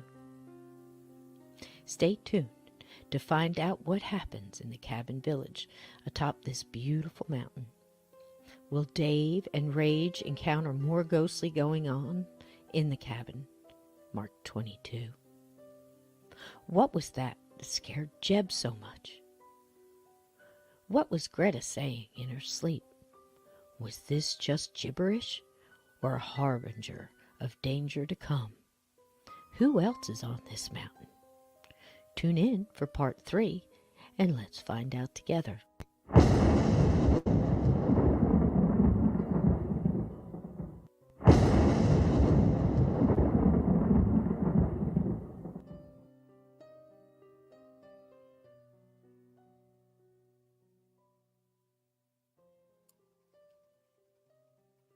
I was waiting for something else, like a monster growl or something. Well, there you have it. That is a part 2, and it will be chapter 3 tomorrow. And that one is Territories and Treasures, and you get to meet a little bit more of the characters that you already met, but you're going to meet some new ones too. So glad I never ran into the Rougarou growing up, playing in the woods of Louisiana. Absolutely. It's nothing to mess with from what I hear. Thank you, Scott. Thank you very much. Thank you. Thank you. Thank you. I have no idea where half that stuff came from. Didn't it go by fast? Thank you. I appreciate it so much. The thing I enjoy the most is other people enjoying it and getting it and catching all the little things I threw in there. And one of the things that, I could let you know is that when you hear a song, it means something. If, it's foreshadowing or it's reflecting the character's inner thoughts, you'll catch it. But you're so welcome. You're so welcome. So we'll be here tomorrow night, 8:00, same time. And I can't wait. I'm trying to think if this is the one. I see it's been so long, I forget too. But I cannot be more honest with you when I tell you I have no idea where some of this came from. Now, I will tell you, full disclosure, some of the crazy things that happened in this whole story actually happened. And some of it is a combo, some of it's cases I've been involved with, and some of it is things that I know or have heard and trust. And some of it's just out of the blue. I have no idea where the voices came from. I know Ezra really was tough. If Ezra had a lot of dialogue, I mean, it was really, really rough. Skeet was no problem. You'd think it was a tough one. It was intentional when you met Jeb in the truck. If you'll notice that Jeb is kind of tough, and he knows what he needs, and what Skeet, Skeet is obviously his right hand man, but he's obviously, he treats him like his boss, that's kind of understood. And when Jeb is alone and something happens and it triggers this trauma, this childhood trauma of hearing his father yelling and screaming at him so much that now it's just an automatic reflex. When he goes to choke on the smoke of the cigarette and he can hear his dad, don't you wince, boy, and he gets right. He's that kid again. And when he talks about going into the caves, and when he got away from his dad, and his mom was okay. You hear a little bit about his mom, but he didn't have anything bad about his mom. He was just getting away from his dad and trying to please his dad and do what his dad wanted without trying not to piss his dad off. That was his growing up. And when he got away to the caves and he got away to the woods always welcomed him. The caves, nobody else would go into them. Nobody else could fit in some of the spots. And he talks about feeling free there, and when Jeb talks about being a kid, he sounds a little bit like Jacob. And that's intentional to a degree. It's got a little bit more of a Southern twang on it, but it's intentional because both Jeb's inner child, the one with all the trauma, and Jacob at certain points in this story. And Jacob, you met him in the prequel. He was one of the young boys that was in the first one, but you'll see more of Jacob. He's coming in. He's about 6. And that's an intentional connection there, because that shows also the innocence in everybody having that something that breaks you, that turns you into a couple of different people, not so much as a split personality, but just the person you have to be at that moment. Your strong face, your warrior face, or whatever that may be at any age, because we all know kids have had to do it too. So, but it's a vulnerable thing. and it makes them vulnerable, and it's usually very close when they're both scared. And Jeb gets scared very easy, but it's easier for him to put forward that strength in his garage, talking to Tater, talking to Skeet. Talking to Skeeter. Sorry, they're getting mixed up, and trying to keep that promise to his daddy that I'm going to keep this still quiet. That's the biggest secret in the whole family, the whole bloodline. That's all he heard growing up. You keep this still quiet, boy. The only two people that can keep a secret, three men can keep a secret, two of them dead. That kind of Ezra, and it freaks him out. And that's a big part of this story because, again, I think we all have something, Achilles heel, or can at least relate to that, maybe being in that situation where as a kid you had that adult you were scared of, that when they spoke you just, and that Jeb lived his whole life like that, I think, and in the woods he was free. And well, I won't say anymore. See you tomorrow night. Now, if you stayed this long, there's a little treat, and I'm going to see if I can do it right. There was a little show, if they'll let us. We're going to give it a shot, but it's 20 minutes. If you want to stay and you want to kind of drift off to sleep watching this, you may or may not know about this. Wait a minute. Wrong spot. Sure. No. Oh, gosh, here I go pushing buttons. It's about 20 minutes if you want to stay and you want to watch it. I thought it would be a nice treat. Have you ever heard of a little show? This has nothing to do with the cabin. It's just a Halloween bonus. It's 1958. Wait for it.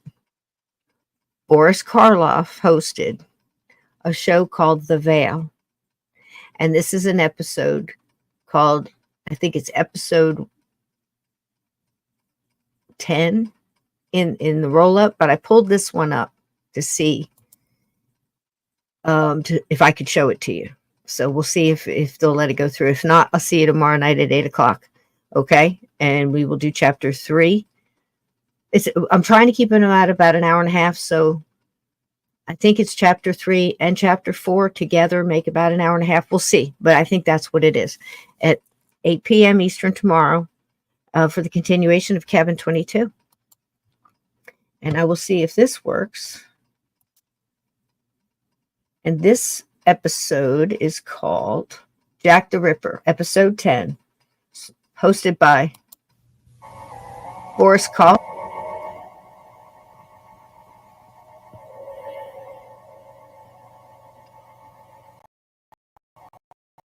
Have you heard of this? Have you guys heard of this? This is wild. Good evening. Tonight I'm going to tell you another strange and unusual story of the unexplainable from behind the veil.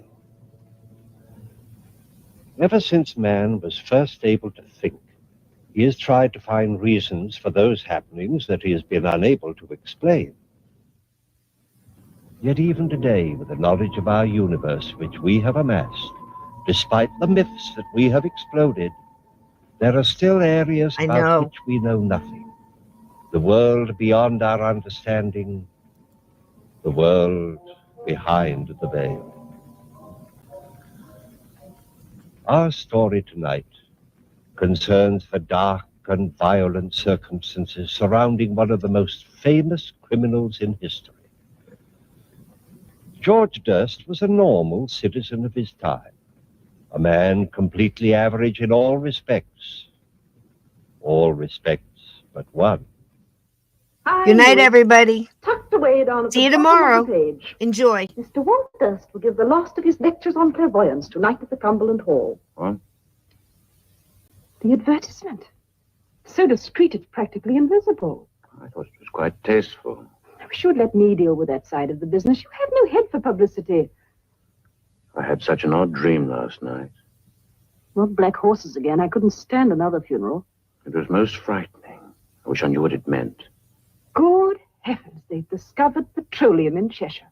Judith, please listen to me. Walter, I am sorry. I didn't realize you were so upset. Last night, Judith, do you really believe I somehow have an ability to see into the future? For good heavens, dear, we know you do. I mean, some people are left-handed, others have perfect pitch. It's happened and you before, hasn't it? Time after time. The fire in the hotel at Bournemouth, the diphtheria epidemic. Walter, what is it? Judith, last night I saw a murder done. Why must it happen to me? Why not to someone who understands these things? I don't want it. Now, Walter, don't be so foolish. We have to make a living, dear, and I'm not sure that you'll be very good at anything else. I was so frightened last night. Then why didn't you wake me? I was so sound asleep I didn't like to. Just after I went to sleep, a most odd feeling, as though something were trying to get inside my head, something pushing and probing. And then an odd sound like nothing I'd ever heard before. And then the picture. Misty at first, the buildings all blurred. And then, all at once, it came quite clear. I was walking along a darkened alley in the East End. There was no sound. I could hear nothing but my own breathing. I wanted to save the woman, and at the same time I knew I couldn't stand to see what was happening.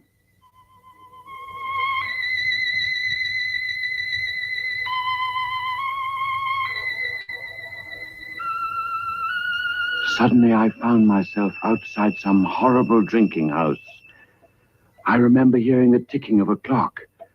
I knew it was important to see the time. My body floated as though it were no more than mist, and the light at the corner of the lane seemed to draw me to it. I felt as if something were guiding me, begging me to look up at the street sign. Bucks Row. I saw it quite clearly, and yet I'd never even heard of the place before. I wish I knew what it all meant. Darling, why should it mean anything? It's probably just an ordinary old nightmare after all that lobster you had last night. No. There was such purpose to it, almost as though I'd been made to see it for some reason. In the early hours of this morning, Timothy Durrant, a cart driver, was returning to his lodgings in Whitechapel when he saw what he thought was a tarpaulin lying in the gutter. Crossed the road for a closer look, only to discover that it was a woman lying there. A lighted match revealed that her throat had been cut.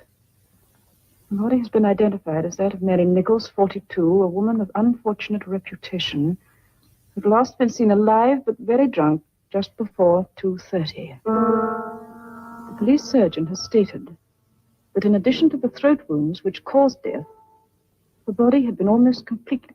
Does it say where it happened? Yes. The body was found in Bucks Row. The doctor also stated that, in his opinion, the crime had been committed by somebody with considerable knowledge of surgery. Yes, the surgeon's knife, the scalpel. And moreover, it was the same person who brutally murdered Martha Turner 3 weeks ago on the night of August the 7th. An inquest is being held. All the details. Walter, you've got to go to the police. The police? There can't be any motive for killing these terrible women, so the man is probably mad. Don't you see there may be more murders? And more dreams. Walter, think what it would mean if you could go to the police and tell them exactly when and where the next killing would be. No, I won't have any part of it. It's nothing to do with me. Walter, that is a disgraceful attitude. The seeing of justice done isn't merely the business of the police. It's the responsibility of every member of the community.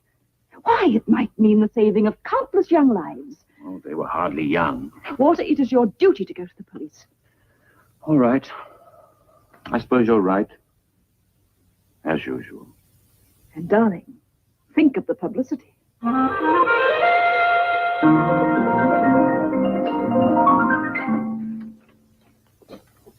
Yes, sir. Oh, good morning. I want to see someone about the Whitechapel murders. What connection? Well, it's rather a personal matter. I prefer to see whoever's in charge of the case. Right. A name, sir? Clairvoyant. Yes? You're new, aren't you? I beg your pardon? You haven't been in before. No. Well, Inspector McWilliams in charge of the case. I'll tell him you're here. That's if you don't mind waiting a while. I mean, all those people have... A lot of money, sir. Brought them all out today. Gypsy Jim, one-arm Nell, and the old lady with the crystal ball. She can tell us the identity of Jack the Ripper for a mere £50. Jack the Ripper? Well, that's what the newspapers have tagged him. Oh, we have them all, sir, especially on a case like this. But, Constable, I assure you I didn't come here because of any reward. Last night in a dream, I saw the exact circumstances of the Bucks Row murder. Several hours before it occurred. The time, the place, everything. Now, sir, you look a nice, sensible sort of gent. You know, the wife had the same trouble. Wake me up in the middle of the night, she would, just to tell me about these here dreams. So I got her some stuff called slumber pills. Only a cheap medicine, you know, but efficacious. Very efficacious. Never had any more trouble with her since. Thank you, Constable. I assure you will have no more trouble with me either. Good morning. Emily, don't lag behind. I wish to see someone about Jack the Ripper. My little girl has some information I know will prove invaluable. Have a seat. It happened yesterday afternoon during my usual Tuesday seance. Emily was in rapport with Liati, her little Aztec friend, when suddenly there was a swirl of orange ectoplasm. A ghastly grinning face appeared. Charlatans! Charlatans!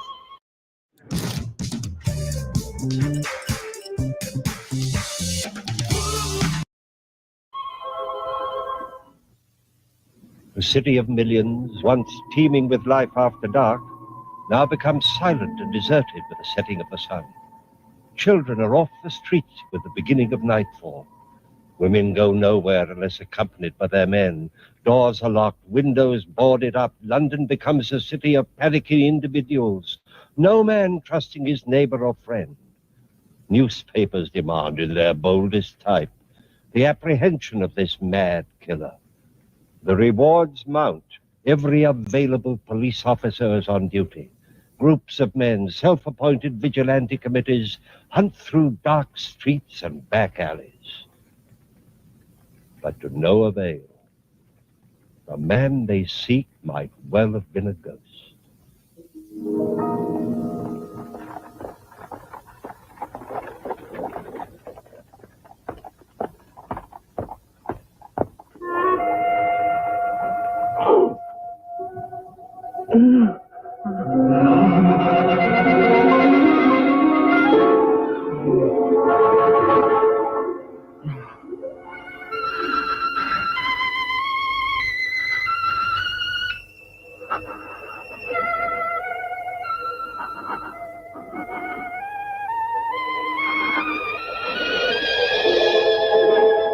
Judith! Judith! Judith! What? Look! Look at my hand! Look! It happened again. Quite suddenly. I saw the body. He'd cut an ear off. It was lying in the gutter. I picked it up. You see, the blood's still on my hand. What? No, I won't wipe it off. They can see it at Scotland Yard. It's a manifestation. They'll have to believe me. Walter, it's your blood. You must have What? dug your nails into the palm. No. I saw it, though. There was a red flower in her dress. And she had a bunch of grapes. And she was still clutching the bunch of grapes. My dear, you must eat something before you go. Go? Where? Oh, no, not the police.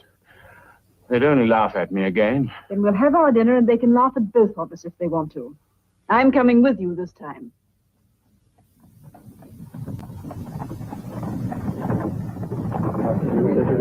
First, please, thank you. 2 pennies. Yes, madam. First, please. I think I've got some pennies. We'll change at Oxford Circus and take... What? He's here. I can feel it. Somewhere quite near. Oh, what are you talking about? Jack the Ripper. He's here on this bus.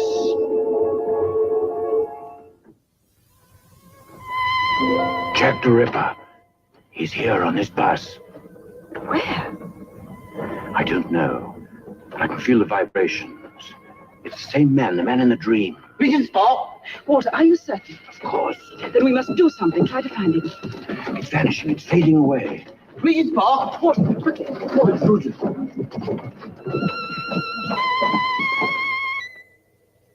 No, Judith. It's madness. It's too dangerous. There, going into the park.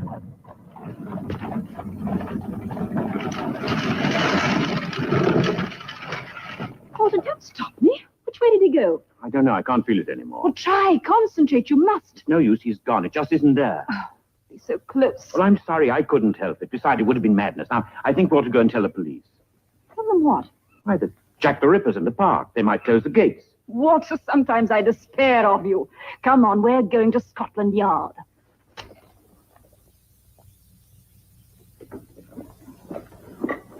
Oh, I didn't expect to see you here again, sir. I want to see Inspector McWilliam, isn't it? He's busy. We're trying to find someone called Jack the Ripper. Perhaps you've read about it. The constable. Walter, let me. Constable, today is the 30th of September. It is? And it may be remembered as the day that Jack the Ripper committed his 4th murder. That is, if you just stand there and do nothing to prevent it. Ma'am, I had my orders, that's all. But please, you must let me see the inspector now. This afternoon, I had a vision of a murder that I know is going to take place tonight. You must understand, we can stop it, otherwise the blood will be on my hands as much as... Walter. So a woman will be found dead tomorrow, with her ear severed from the head. What did you say? I saw it in the dream. The ear was lying beside her in the gutter. Constable, this way, ma'am. I'm Inspector McWilliam. What's all this about a dream? My name is Walter Durst. I'm a professional clairvoyant. Perhaps my card will... Now, what did you dream? Well, I imagined I was walking along a lane in the East End. There was a woman, her throat had been cut, and the ear was lying beside her in the gutter. It's not the first time, you see. The night that Mary Nichols was killed, I saw it just as it happened. The time, the place. When did you send the note? What? The note you received this morning. Oh, I haven't sent any note. I have been here before. The constable will tell you. I'd like a specimen of your handwriting. Sit down, Mr. Durst, will you? Oh, I don't see what my handwriting's got to do with it. Please write. Well, what shall I write? Just 3 words. Dear old boss. Dear old boss. I wish you'd explain. Mr. Durst, you didn't by any chance dream the location of this murder? No, not this time, but I'm sure What do you mean not this time? Well, I told you, the other dream, the night that Mary Nichols was killed. But you didn't write to us last time. I don't know what you're talking about.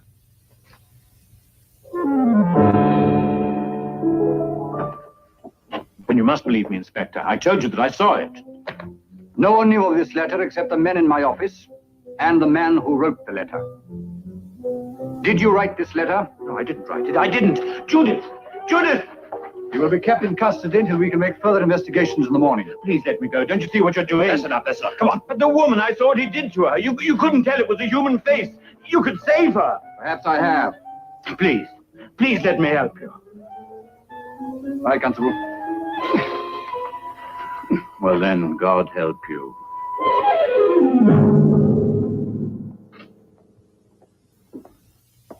What time is it? Are you still awake? The time, please. They took my watch away. Oh, I don't know. It's a bit after 1.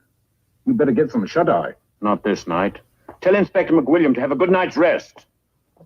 Tomorrow he may not sleep quite so easily. This is how to get in shape fast. This is your body. These balloons represent your internal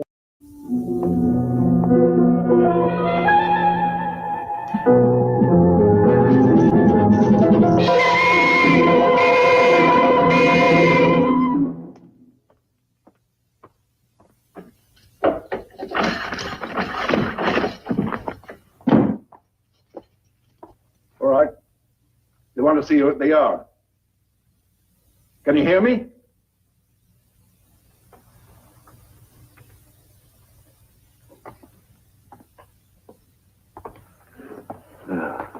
God forgive them. Forgive them.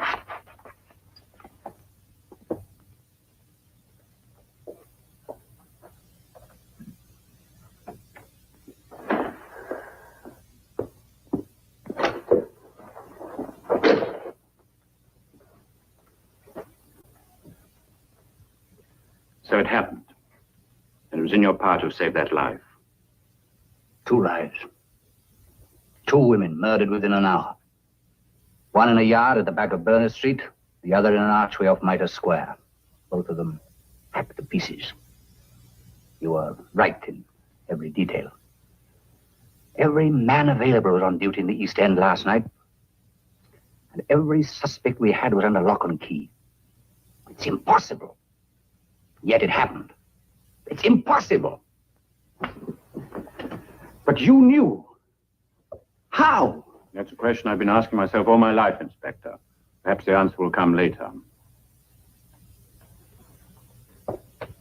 I trust, sir, that you will accept my apologies for what happened last night.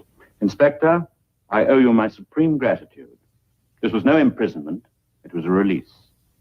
Until last night, I've been afraid of this gift I have. Ashamed because I was not quite normal. My wife had to have my courage and my convictions for me. Now I know this power was given to me for a purpose. Respect must be paid to it, and to me. I wish to heaven I'd believed you last night. Should you dream again, of course I shall act immediately. We can act now. Walter, last night? No, this was no dream. But I can find Jack the Ripper. Probably tonight. This time I shan't even ask how. Every policeman in London is at your disposal. And that won't be necessary. Shall we meet at my house at 7 o'clock? At 7.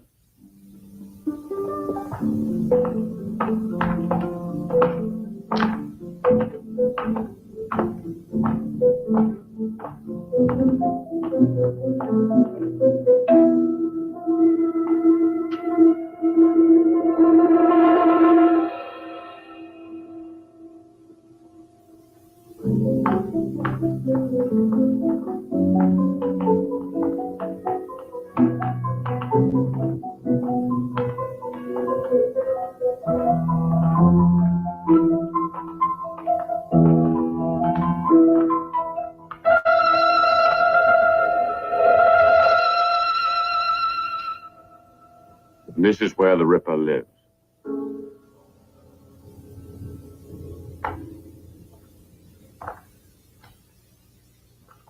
G.R. Willerton, FRCS. Do we not? I don't know. I don't think we can wake them at this late hour. This is where he lives. It's incredible. A large house in Harley Street, FRCS. Fellow of the Royal College of Surgeons. Inspector, there's a dog lying at the foot of the stairs. Seems to be light on, sir.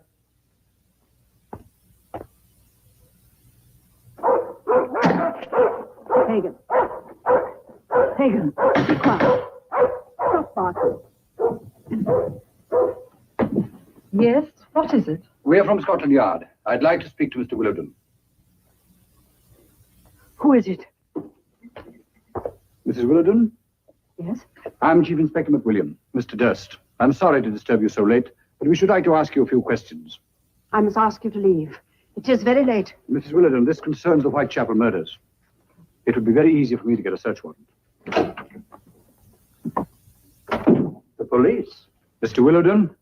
No. My name is Hatherley. I'm Mrs. Willowden's doctor. May I ask the reason for this visit? I would like to see Mr. Willowden. That's impossible. Will you come into the library, gentlemen?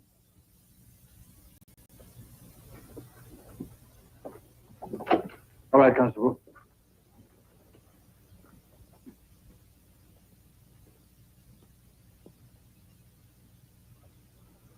The funeral is tomorrow. I'm sorry, Mrs. Willowden.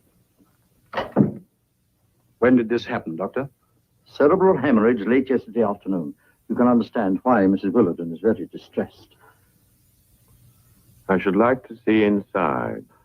Inspector, this is outrageous. I insist you take your men and leave this house instantly. Did you sign the death certificate, Doctor? I did. May I see it, please? It's not here. It's at my surgery. Why did you come here? We have reason to believe that your husband knew something about the Whitechapel murders. Why? I am not at liberty to say. You think he's Jack the Ripper? Mrs. Willowden, I'm here to ask questions, not make accusations. This is a strange... Did you notice anything unusual about your husband's behavior these last few weeks? Mr. Willowden has been I'm ill for some... talking to Mrs. Willowden. Will you please answer my question? You know, don't you? You know. Myra. Of course they know. Don't be such a fool. Why else would they have come here? They followed him. They saw the blood. Blood? Mrs. Willowden is hysterical, you understand? What blood? He was wearing his new coattails, wasn't he? I was standing on the stairs when he came in. The blood. All over his white waistcoat. Myra, I beg you. It doesn't matter now. I don't want the secret any longer. Why didn't you tell the police? He was my husband. I loved him very much once. He was so gentle then. Seems quite a long time ago when he had to give up the practice. It was terrible seeing the change in him. I wonder what made him do those things. One day I heard Pagan screaming down here in the library. He wasn't allowed in here at all. When I came in, he was sitting just over there, biting at his paw. There was a hatpin right through it. He used to love the dog so much, too. And there were the bats. You know that he paid boys off the street to catch bats for him. They'd bring them in a bag to the back door. I saw once what he did with them. He dipped them in paraffin and lit them, so that he could see the poor burning things go flapping round his head, and he'd clap his hands and laugh like a child. Then at night, he began to go out.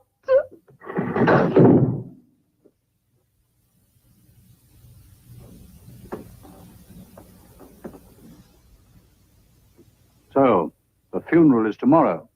Yes, to all intents and purposes.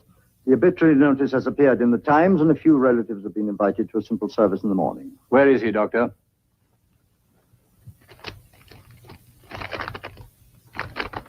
A certificate of insanity? Yes, Willardon was sent this morning to an insane asylum outside Edinburgh. May I keep this? You will find it registered and in order. You realize what this means? Yes, of course. Yes, once certified and committed to an institution, a person is beyond the jurisdiction of the courts. Not even the law can touch Willardon now. Well, there's nothing more we can do. No, it's better. We should never know. And now, if you'll excuse us, Inspector, it has been an agonizing ordeal for Mrs. Willardon, and she has to rise early in the morning for the funeral. Inspector, is it a terrible thing to hope there will be more murders in Whitechapel? Dr. Willardon was beyond the reach of English law. His guilt or innocence could never be proved. But strangely enough, the slaughter in Whitechapel ended that night. Jack the Ripper never claimed another victim. But what of Walter Durst? How does one explain his gift of precognition, his ability to foretell the future? How could he foresee in such detail the victims and the circumstances surrounding their deaths? He'd never seen any of the women involved. He'd never even been to the places where they met their death. And most of all, how was he able to lead the police to a man he did not even know existed? There is no explanation known to us, but this we do know. On that night, over 70 years ago, ended a reign of terror unlike any known before or since. Please join me again for another journey into the world of the unexplainable, which lies behind the veil. Good night.